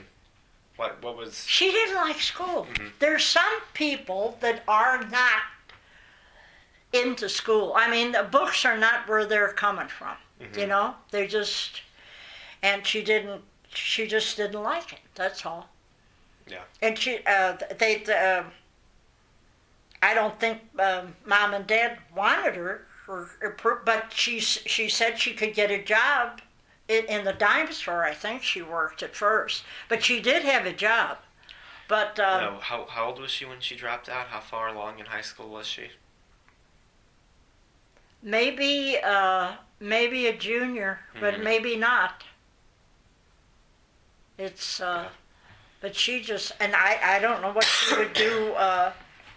She might have been 16. Because you had to be 16 to work, or you had to get a permit. They couldn't hire you, I don't think. How did your parents feel about her dropping out of high school? Well, she was not going to school. I mean, she'd cut class, and my dad had to go up to school once because of it, because she was playing hooky. Mm-hmm. And I don't think they did anything really. I think they went to the show or something and just hung out downtown and looked in the department stores and everything. But she just didn't like it. Mm-hmm. Okay. And then Tom went. Yeah, and he graduated. Yeah. Okay. All right, and then what year did you graduate from high school? Did you say 44? 44. So let's maybe start talking about college, or at least the run up to college. So Did you, growing up, expect that you would go to college? Pardon? Growing up, did you expect that you were going to go to college? Not when I was really little, I didn't. But I know when that gal next door to us on California went to Harris Teachers College, I knew there was one. And as I went on, I found out, like when I was going to high school, that you didn't have to pay anything to go to that school. It was free. It was run by the Board of Education. And you had to pay a activity fee, but you got this book and you got the newspaper and a couple other small things. It was very minor, so, when I was going to high school, then I wanted to go on. I wanted to be a teacher, and I wanted to go there, And so, also, there's another story there. You had to pass a physical. Mm-hmm. And pass a physical to get into Harris? Yeah, And now, why is that? I don't know. Yeah. Was that just to make sure that you weren't suffering from some contagious illness? Or? Maybe so. Yeah. But we had to do that. I'll get on to something else a little bit about passing a physical. But you had to take a physical. And so, and of course, all of the years, we never go to a dentist. Mm-hmm. I mean, we hardly went to a doctor. You had to be really sick to get a doctor. No money, no. And so I had been going to the dentist, and I had some teeth filled. However, there was one that had to be pulled, and I was out of money.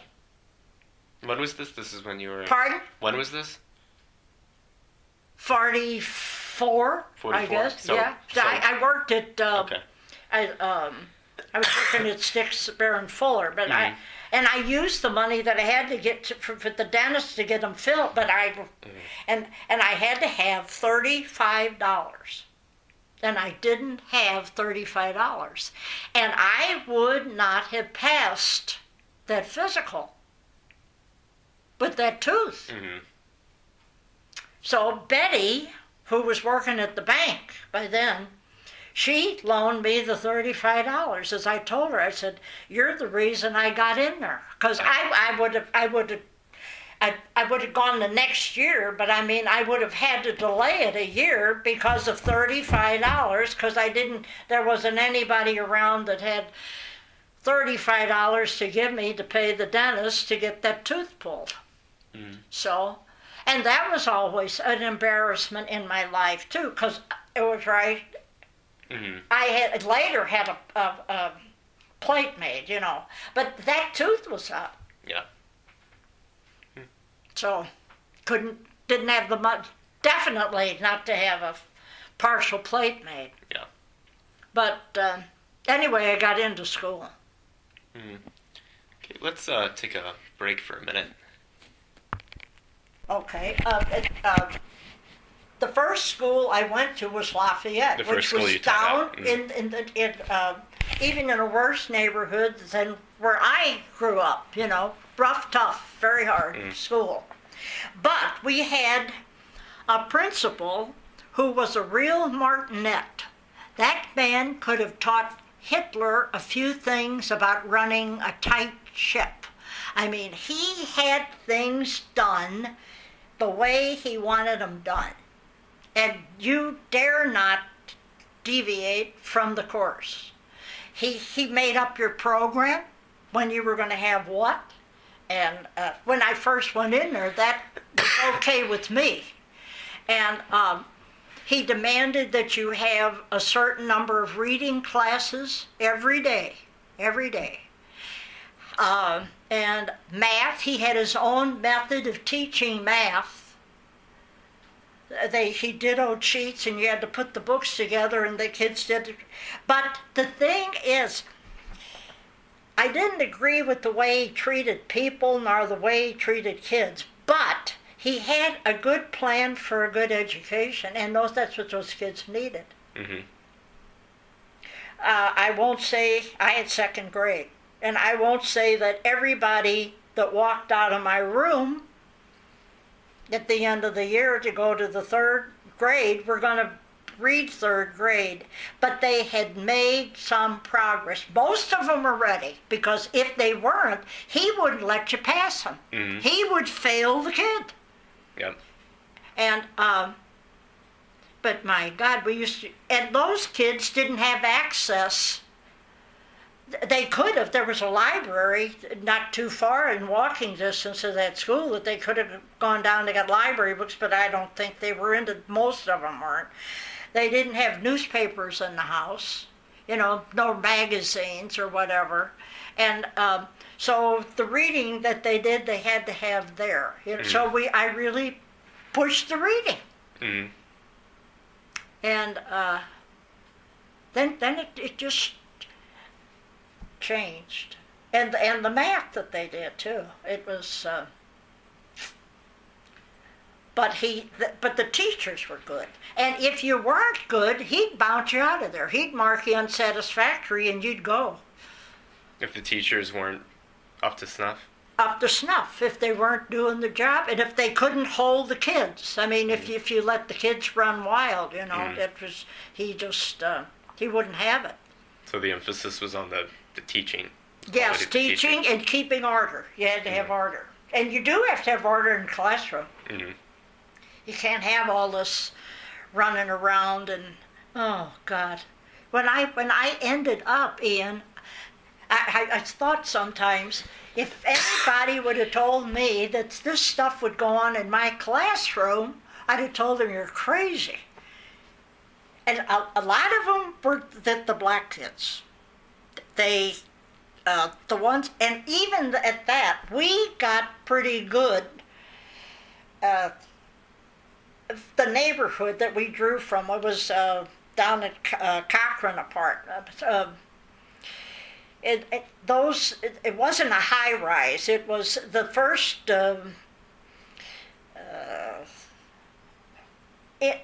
low income housing that they put up. They were like townhouses, mm-hmm. and some of them were joined together. Some of them were 2-story, and you had to have a certain income or below a certain income to get in there. And when they first came out, I was going to high school, and those things were kept up very nicely. I don't think that there were any blacks living in there then. I mean, but they used to have plaques on the side of the building where they were number 1 in the upkeep of the building and the upkeep of the grounds and so forth.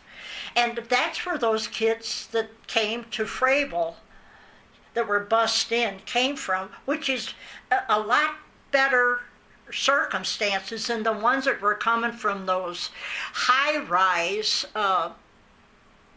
apartments, like the Darst and the Pruitt-Igoe, mm-hmm. and like that. So, yeah. But they were there. They're not all like this, but some of them they're loud, mm-hmm. and they're argumentative, and they yell at each other, and they would tell me, "He melon me," and I refuse to use that word, melon. I think it's a form of meddling. In other words, he's bugging me. Mm-hmm. But they say, "He melon me," and I would say, "In what way is he bothering you?" Because I wouldn't say melon, but back and forth they'd argue. Yeah. And so you eventually taught students that lived in Pruitt-Igoe and. Well, I never had any Pruitt-Igoe, but I mean, I knew what that was in some of those north side schools, how it was. Yeah. But at Lafayette, we had, there was a tight ship. Mm-hmm. And those kids, because they didn't have indoor plumbing, they took showers. Mm-hmm. And at school? At school, once a week, every week, unless their parents wrote a note excusing them. And a lot of those kids came to school clean. I mean, you can get clean even if you don't have a bathroom. You can mm-hmm. figure out a way. My mother got us clean. Yeah. But and that's the way it was. So, and they were poor, really poor. I remember this. They'd come to school in the dead of winter, and they'd have a real, not a heavy coat on, but like a suit jacket that maybe belonged to their older brother or something that didn't have any buttons on it and was pinned, and they'd be cold. Mm-hmm. And he would let them in the basement so long as they sat down along the wall. You couldn't get up and horse around, or else he'd put you out in the cold. So, but they had rules, and there were some very, very good teachers there. Mm-hmm. Very, very good teachers in that school. Okay. And also when I transferred from there, what got me to transfer, the Martinet retired.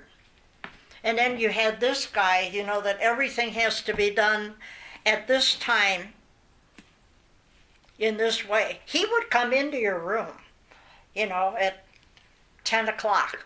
So 10 o'clock on your program, you're supposed to have reading with the second group. By God, you better be having reading with the second group, or have a damn good reason why not.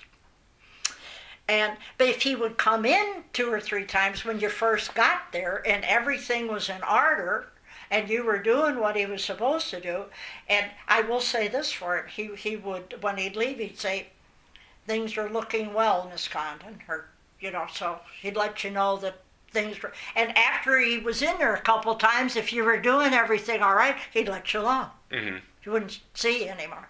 And then after that, when he wasn't checking up on you, that's when you could start to bootleg. Bootleg? Teach things that he didn't want or didn't have on his program, that you felt that you needed, sneak it in a little bit. Like what? Well, I don't know, talk about something else, or just, you can't just keep everything. Mm-hmm. Sometimes you just have to deviate, so. Yeah. But you don't do it when you first go in there. Mm-hmm. And he'd yell at teachers. That building was a block long. It ran from 9th down to 8th, which was really not a long block. But came up the 9th Street stair. The side was on the 9th Street, and the teacher that had first grade was down the hall. And she was a good teacher, but she didn't have great control over those kids, and they were out in the hall running around. They should have been in the room.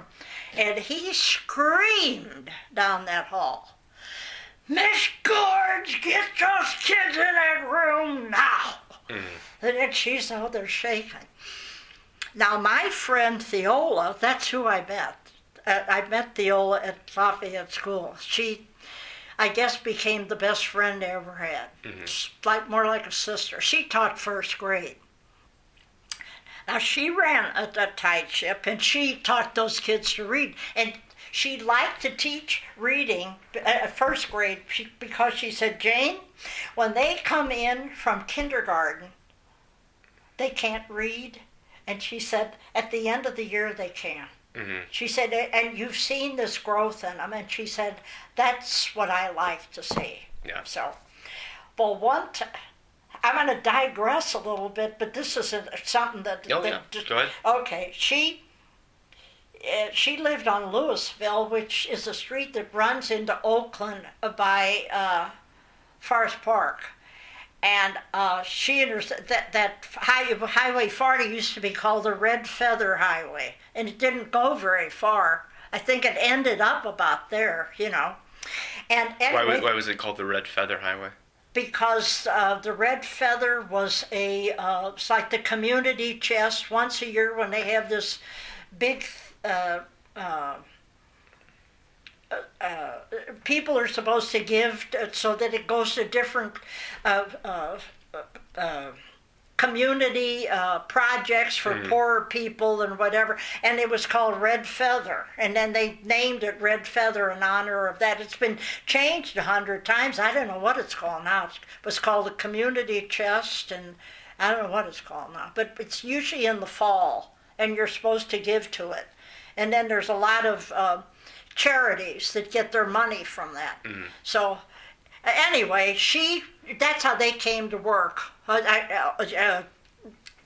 Down to she came down to Lafayette, and her sister taught cooking at Madison. So anyway, they got on the highway and the car broke down. On the highway. Mm-hmm. And they have a big high fence, and you can't get off. You got to get to the next exit, and couldn't get off. So didn't know no cell phones in those days. So what happens is, and I'd sure like to see this, Gladys weighed about 90 pounds soaking wet with 2 anvils in her hand. And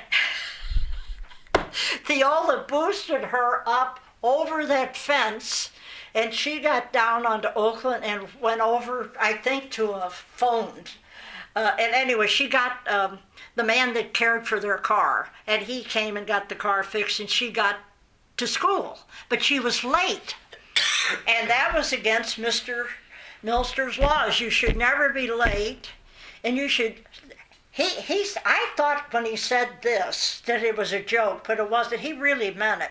You should never be sick. You've got enough time during the summer to get sick so you don't miss school. Huh? What? But he meant that. He didn't want you to be sick. So, not because of your well-being, because of the classroom. So anyway, he's down talking to Theola, and when she comes in late, and he said that he called her father, to find out why she was not there. Well, that didn't set too well with Theola, and she wouldn't take anything from anybody. Mm-hmm. So I'm about halfway up the hall from her room, and I heard her. Don't call my father. And he's walking out of the room, and he's turning around yelling at her, I'll call your father or anybody else anytime I want to. And she said, I'm telling you, don't call my father. Wouldn't do any good if I was laying dead on that highway to bother him. I'll call your... They're yelling like that. Oh, boy. She, God, I'll tell you. She was something. Now, why was that such a point for her? Why was that such an issue? Because her father was older and ill and would worry about her, because he probably, Mr. Milster didn't know why she was late. And again, she could have been in a bad accident. But then when she got home, her father knew, because the guy from the filling station, the service station, had called him to tell him that he had serviced the car. So he knew. But that was after Mr. Milster called. He did not know that when Mr. Milster called to say that Theola wasn't there and why wasn't she there. And but he was like that. Okay. And he also, he would have a hard time working today because he liked to feel around on the teachers. Oh. Oh, yes. When he would come in the room, oh boy. I would, if I was standing, I'd put my head, because he'd put his arm around you, and your hand would be here, but the first thing it would be down here, and you'd be jerking away, and so he never would have, he was at Long School, and the story goes that he used to feel around on the 8th grade girls, and the parents got him kicked out of there. And that's why they sent him to Lafayette, because we always said Lafayette is the place where the elephants go to die. They put you there, you stay. Otherwise, so anyway. Huh. Did the teachers talk about that? Yes. But we didn't do anything. And I don't know that if you would have complained about it, would they have done anything? I don't know. Mm-hmm.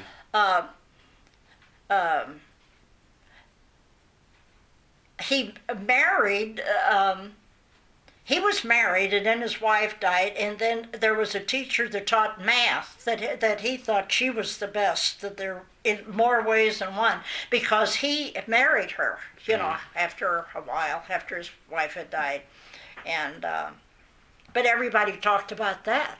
Did she continue working in the same school after? No. You couldn't at that time. Well, yes, you could, but she didn't. She stayed home, right, and because you could be married then. He didn't approve of that either. Yeah. He didn't like married teachers. Did he just say that, or did he do anything about it if a teacher was about to get married or did get married? Was it just? Well, he'd like if you would come in and you were married, and you're just starting out, he'd say, well. You're probably not going to be able to he wouldn't say hack it here. You probably won't be able to succeed here because I demand so much, and because you're married, you've got other commitments, and you're not going to be able to make it. I mean, that's the way to greet somebody. Yeah. Okay. But he did turn out kids that could read and write and write. That he did get it, but you could do it with a lot less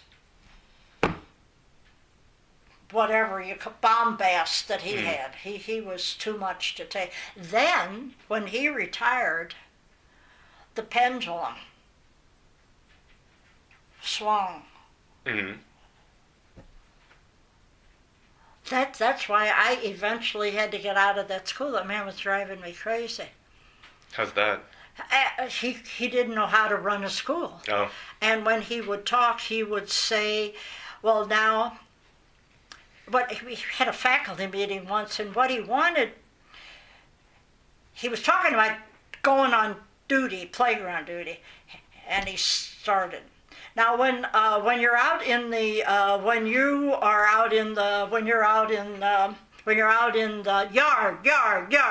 you say it about 3 times. I want you to when you're out in the yard, I want you to walk around. I want you to walk around. He could never get the object of the sentence. And he'd feel around, then he'd say it about 3 times. And then he'd say things that nobody knew what he meant. On picnic day, we had 2 floors, 2-story building. So he said, when we start out for the parade, I'm going to just say this the way I don't want anybody to leave the 2nd floor till they come to the stairway. And then we'd all look around, what does that mean? And this girl I showed you in here that married Joe Dannemar, her brother Bill was teaching her, and he would say anything. He said, well, I wasn't going to take the rope down. And then he also said on the picnic parade, I know what he meant on this one. The girls used to wear shorts, and then they'd have a skirt over it. And when they'd get to the picnic, they'd take the skirt off and they'd have it. But he said, in the picnic parade, I don't want the girls to wear shorts or skirts. And then Bill said, boy, are we going to have a lot of people watching it for it. And then we all laughed. And he never got it. Didn't get it. Then we had open house and at night, and nobody came down there. You'd have to go down there at night, and that wasn't a good neighborhood to be in at night anyway. And nobody would come. You'd sit in your room and nobody was there. And Theola said to him, I'm not coming. I'm not coming at night. And so he's walking down the hall, and she's walking by. She used to wear spike heels because she was so strong. Clicking her little, she says, I'm not coming. And he's not even answering her. And she didn't come. Mm-hmm. Now you're supposed to get marked down for that, but what difference it made. But the kids had no respect for him, and would cooked his goose with me. there was a kid in the 8th grade. I don't know, he'd been in trouble, must have been sitting on the bench. And he'd been in the office. And I supposedly, Mr. Glick was supposed to be telling him how things should be done. And he came out of the office. I was leaving my room. This kid's coming down the hall, taking the cigarette out of a package, had it in his mouth, and was ready to light it. And I said, "Give me those cigarettes." He didn't want to do it, but he did. He gave me the cigarette. I said, "You know you're not supposed to have these here." So I took the cigarette, put it back in the pack, and I put that in my purse, and I left. And anyway, I went to him in the morning, Mr. Glick, and I said, I knew that kid's name. I didn't have him in my room. I'm surprised he gave them to me, but he did. I said that he had these cigarettes out and he was ready to light up. And he said, "Well, you know, you're going to have to give those cigarettes back to that boy. You can't do that." Boy, I said, "You couldn't have done it, Mr. Glick. I got them away from him." But I had to give those cigarettes back to that kid, and that was really crow that I didn't want to eat. And I thought, I'm getting out of here. I'm going to go down there every year and ask for a transfer until they finally get sick of looking at me and they let me out of this dump. That's the way he did. Yeah. And I already saw him talking to a kid in the hall, telling him about what he should do, and the kid was standing there like this, and then the kid said to him, "Are you done now?" And he said, "Yes," and then the kid turned around and walked away. They had no respect for that man whatsoever. None at all. And this, I mean, from this tight ship that we had, we just kind of went downhill. Problems. Yeah. Right. How about we take a step back and talk about your college years? Yeah. So, I guess a big part of the reason why, maybe the primary reason you decided to go to Harris Stowe, or well, it was just Harris at the time. Let's talk about that first. It was Harris. When did it become Harris Stowe, and why? Do you remember? Well, Harris was for white, and then Stowe was for black teachers. And it wasn't until the integration came. Boy, when was that? Maybe about 60, maybe? I'm not really sure. Well, I remember that Tom went to Harris, or Harris Stowe, I guess, for, what was it, a semester or a year? And he said that it was right after integration. So, I don't know if that would help you. I don't remember exactly when he was going there. Well, let's see. Tom was born in 36. And say he was 18, maybe, no, 17, say when he graduated from high school. Huh? That'd be fair, wouldn't it? 36 and 17 would be about like 53, I guess maybe it was in there. So the early 50s. And see, they integrated from the top down, and they put Stowe with Harris. It was Harris Stowe. Were the two universities already Pardon? close? Were they already close no, together? No. I don't remember where Stowe was. So Harris Stowe, the modern Harris Stowe University, is at the site of where Harris College was. Right, but that was that they moved. I mean, they moved that. I think that was a high school where that is. I don't remember what the name of it was, but. So when you went to Harris, where was it? No. When I went to Harris, it was on Treason Park. Where's that? Huh? Where's that? Okay, that's. You know where the Armory is on Grand Avenue? The Armory? Maybe it's not there anymore. Okay, you know where Peevely Dairy is. Yeah. That's on Market. Well, it's farther south than that, and by Grand and Shoto, maybe. No, it's farther south than that. It's Teresa and Park. Okay, Park Avenue. You know where I'm trying to think of Reservoir Park is. Yeah. That's not too far from where the old Harris was. Oh. I mean, we used to walk. Teresa and Park. You Yeah, said? right. Oh, okay. Yeah. I get you. I know where that is. And next to by SLU Medical School, sort of. Harris Teachers College was Wyman School, and that's where we used to do our practice teaching. That was like a what do they call it? A laboratory school. Yeah. And so. And you said it was the school district, the St. Louis City School District operated? Yeah, right. It was run by the Board of Education, and they trained teachers for the St. Louis Public Schools. Just for the St. Louis Public Schools? They didn't... Yeah, right. And so, and also at that time, because teachers were then as now poorly paid, they're better paid now than they were, but that was pretty ridiculous. And it was free. I mean, it was a free school. I mean, you got an education, and you were pretty sure you were going to get a job because if you went to Harris Teachers College, those school systems out in the county courted you. Yep. They wanted you because you were trained the way they obviously wanted teachers to be trained.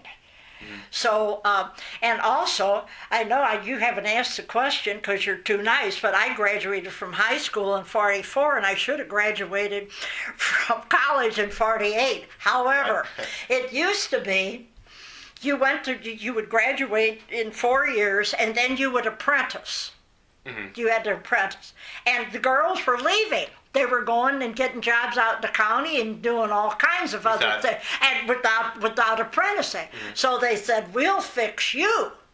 So in your senior year, you had senior one, and then they put that, what I'm trying to say, not practice teaching, but apprenticeship. And then you came back for your senior two. So you went 4.5 years. But they stuck that in the middle so that you couldn't get out without doing it. Yeah. So, and then when you apprenticed, when I went to Teachers College, you had to be able to teach all subjects and all grades. So you had to take art classes, and you had to take music classes. Oh. Yes, because we used to teach kids, of all things, to read music. So by the time you graduated Harris, you could have taught a music class? I taught music, and Oh. I still can figure out what the key signature is and whether the notes are do, re, mi, and I sing the scale, and I can figure it. I learned that, but we were teaching this to kids. Yeah. And some of them are learning it, believe it or not. And also gym, which was a lost cause with me. And we used to have to, we had to play all those games from the they had the course of study, and we played, we're now what? I don't know when we took this. I guess we were seniors. 19, 20 years old. The farmer in the dell, the farmer. We had to do it. I mean, you couldn't just, and we had to play that, and then we played Red Rover Come Over, and all of these primary games, and then we went on and on and on up. Oh, God, I tell you. And then we had to play, we played basketball. Now, in those days, girls had different rules for playing basketball. They didn't play the whole court because they didn't feel that we didn't have the stamina to do that. It's kind of a stupid game, you know. It really is. You only play half court, you know, the center. Do you ever see one of them? A half-court game of basketball? Yeah.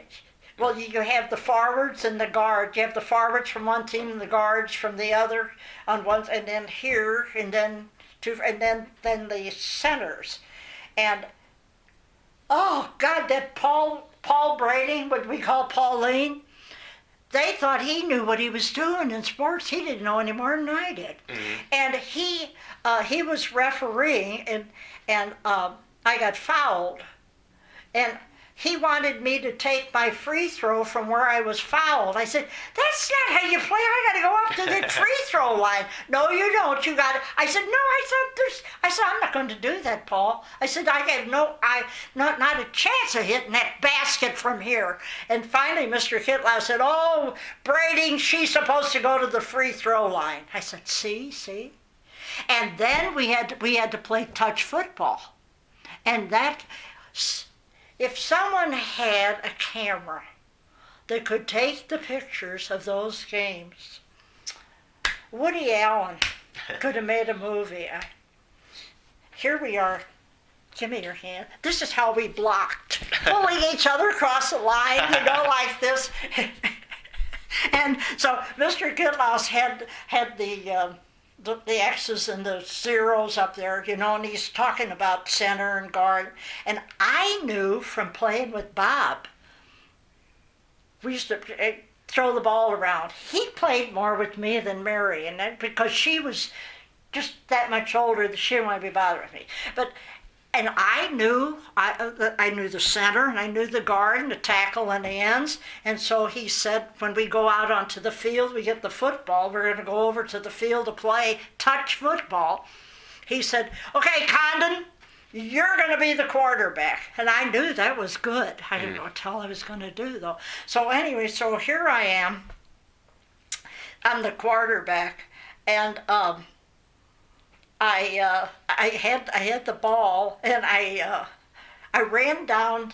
I ran with it, and they popped it to me, and I started running with it instead of throwing the pen. And I got down. They were all after me. I thought, I got to get rid of this thing.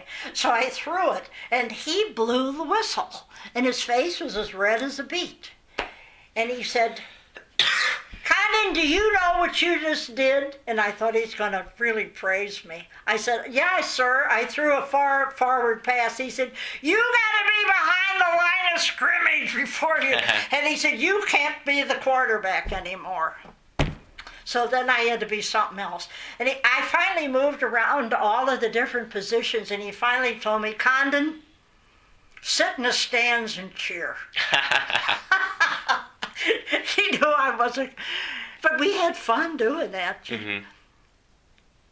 And I was supposed to teach that. If I would have had 8th grade, I would have had to teach touch football to these boys. But what I probably would have done, you could fake it because those kids would know how to play. Yeah. And I could see whether they were killing themselves or not.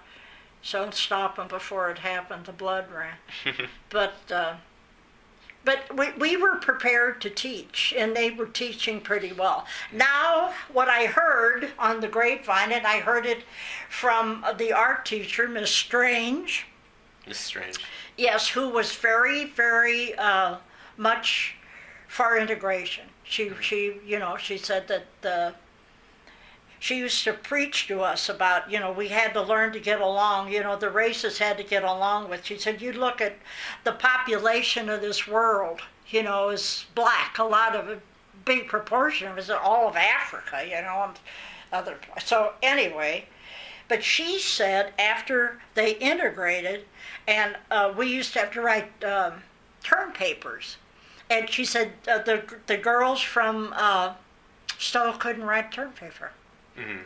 She said, I used to have to take their notes and go through their notes with them, to help them organize material, because evidently they hadn't been able to do much writing at Stowe. But one of the reasons I heard from a black teacher that had gone to Stowe, that the classes were so big. Yeah. They were much larger in high school than they were in the white high schools, because they didn't have that many high schools. They had Sumner and Vashon, and lots of kids in there. And so I guess the teachers didn't feel like they could have those kids do a lot of creative writing. Mm-hmm. So we didn't do a whole lot of it at the McKinley High School when you come to think of it. Yeah. But evidently more than that. And then when I went to, when I was at Frabel, some of those, one of them in particular, had the 4th grade. She did not know how to multiply. This was a black teacher? Right. Mm-hmm. By a 2-digit number. Oh, wow. Now, see, I couldn't believe that. Yeah. The kids, when I got them in the 5th grade, see, we were reviewing, and I gave them some problems like that, and they didn't know how to do it. I said, well, you had that in the 4th grade. No, we didn't. I said, you did too. You're just telling me that.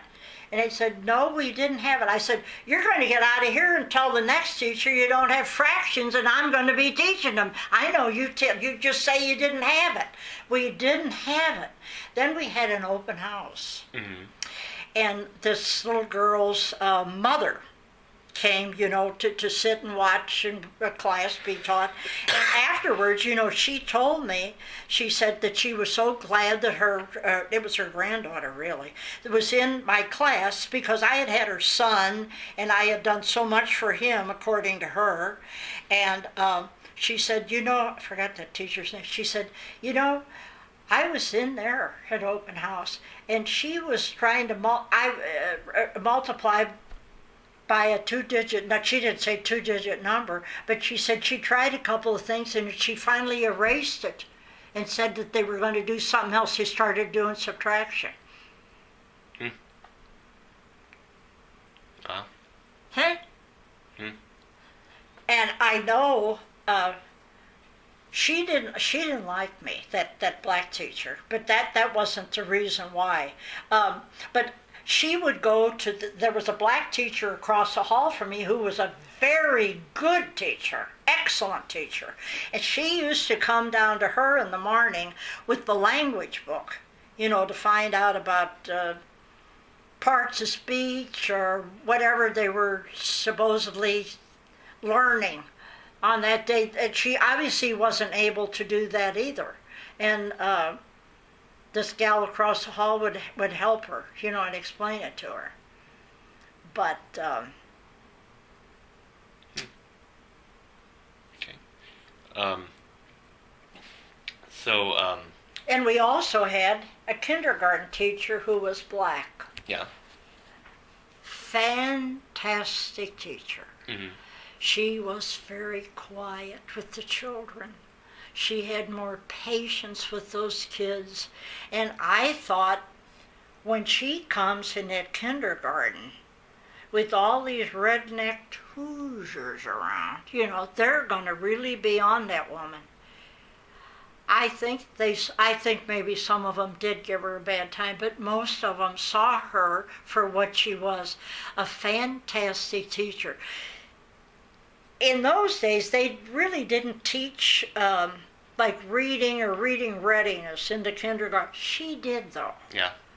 And she showed me a letter that one of the little girls in her kindergarten class wrote to her at the end. And the kid's mother said that she had helped the kid, with some of the spelling, but it was lovely printing. And she said, thank you for teaching me. And it really, and her name was Mrs. Berdero. She was on playground duty with me. Mm-hmm. And I loved that woman. She had a philosophy. And she said to me, this is better than money to me.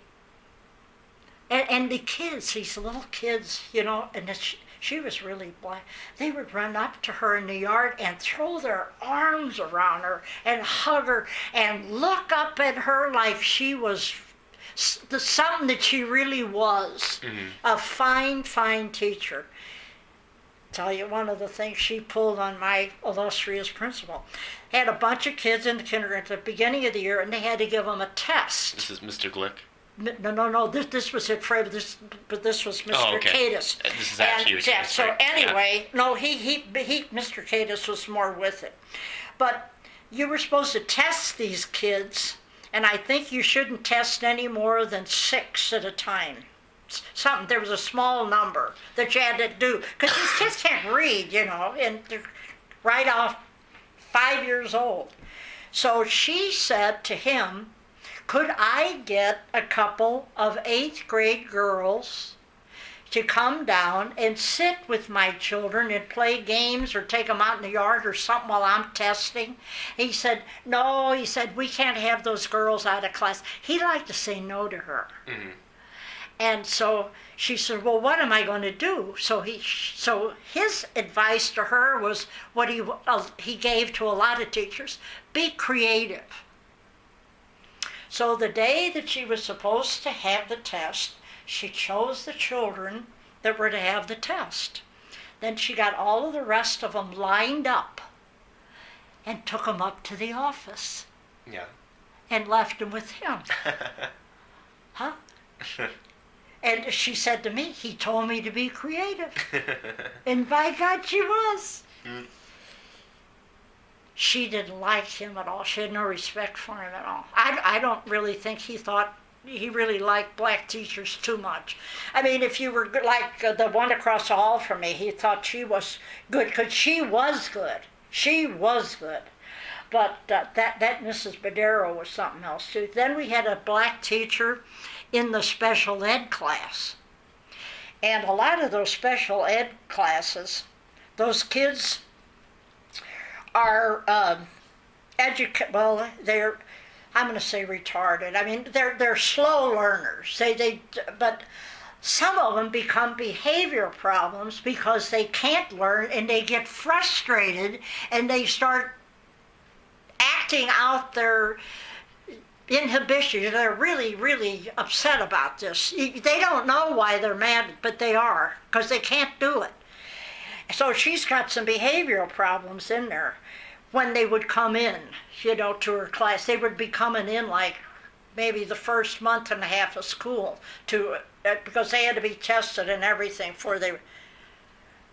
Wasn't long before she had those kids just doing what you want. You'd walk in that room and everybody was pleasant. And she used to have marvelous displays out in the hall. When I used to take my kids down to the reading teacher or down to gym, I have to walk down, and I'd always come in. And I'd tell, oh, I love your display. Mm-hmm. Who did, then they'd start to tell, who did it. Hands would go up, and she would nod to them, and they would tell how they did it and everything. She was a fantastic teacher. Mm-hmm. And she made to teach those kind of kids. Yeah. And the goodness of her, she just oozed it out. Mm-hmm. She was good, really good. Yeah. So you can't say they're all no good, but some of them are no good, and some of the white ones aren't any good either. Yeah. And the reading specialist, she wasn't a teacher, she was a specialist. Yeah. She wouldn't make a pimple on a teacher's behind.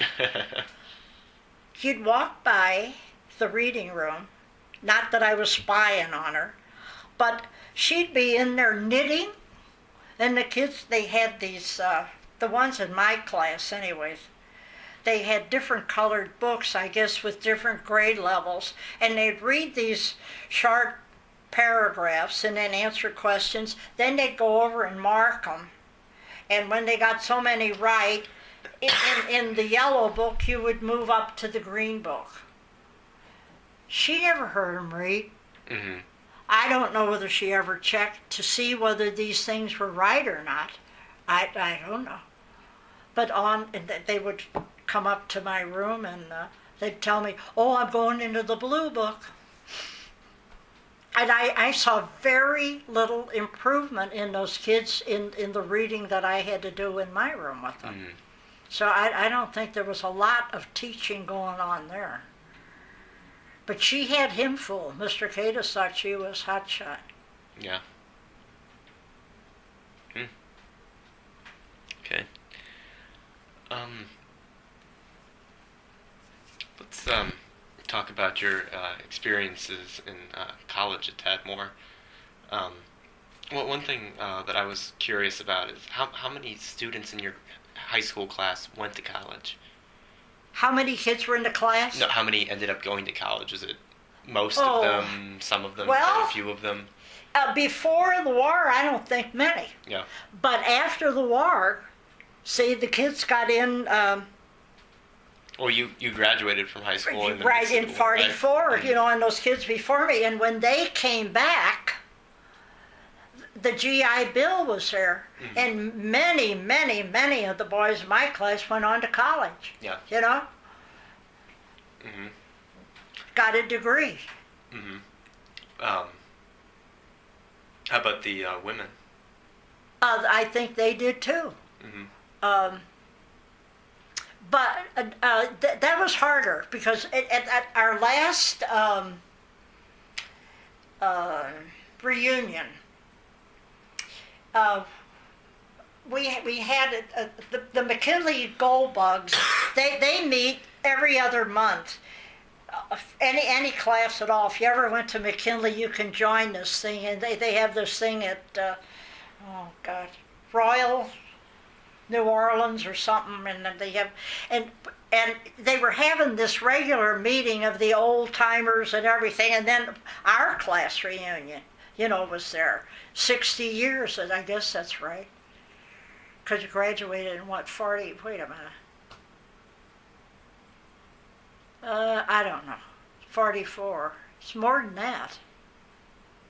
Anyway, we had a class reunion not long ago, and when they after we finished, they were going to talk about what they were going to do, and the man that came to the podium was the president of all of these old timers, the gold buggers, and he introduced himself as Melvin Tockstein. I had Melvin Tockstein at Lafayette School, and so I said to this woman, I said, if you see Melvin Tockstein, tell him to come over. I had him in grade school, and he came over, and we talked, and when he graduated from high school, he became a fireman, and he retired from the fire department. It shows how old I am. The kids I taught, my God.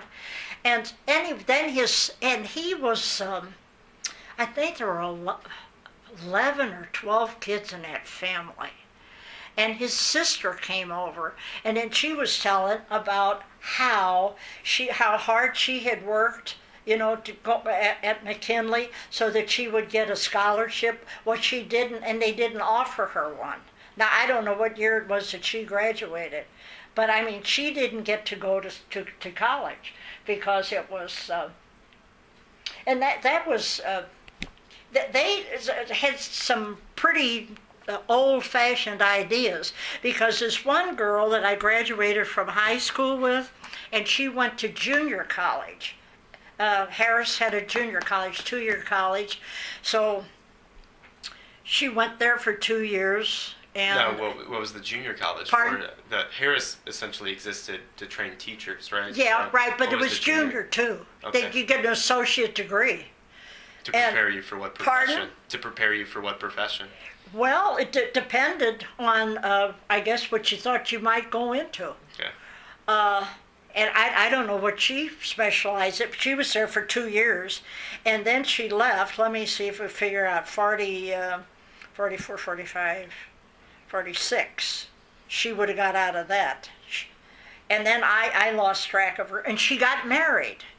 Now, when she got married, I would think maybe late 40s, early 50s, and she and her husband weren't married long, and I don't know, it was cancer or what, but he died rather suddenly and prematurely, and she had to get a job. So she had to get some kind of a skill. So because of the fine math work that we had at McKinley High School, she thought she'd go become a CPA. And I think she had some credits from the junior college too. So guess where she goes? St. Louis U. Okay, she's in this accounting class. And there was another woman in the class who was a nun, and the nun was going to become the treasurer for their group, there are, I don't know, whatever, I don't know, the mother house or whatever, but that's what she was assigned, and she needed the credit. So anyway, the professor, I don't know what his name was, but anyway, he asked these two ladies to stay after class because he wanted to speak with them. And he advised them to drop that class because this was not the kind of a profession a woman should go into. Mm-hmm. And he didn't think they'd make it in his class because he was pretty hard. And I imagine he'd be harder on them too because they were women.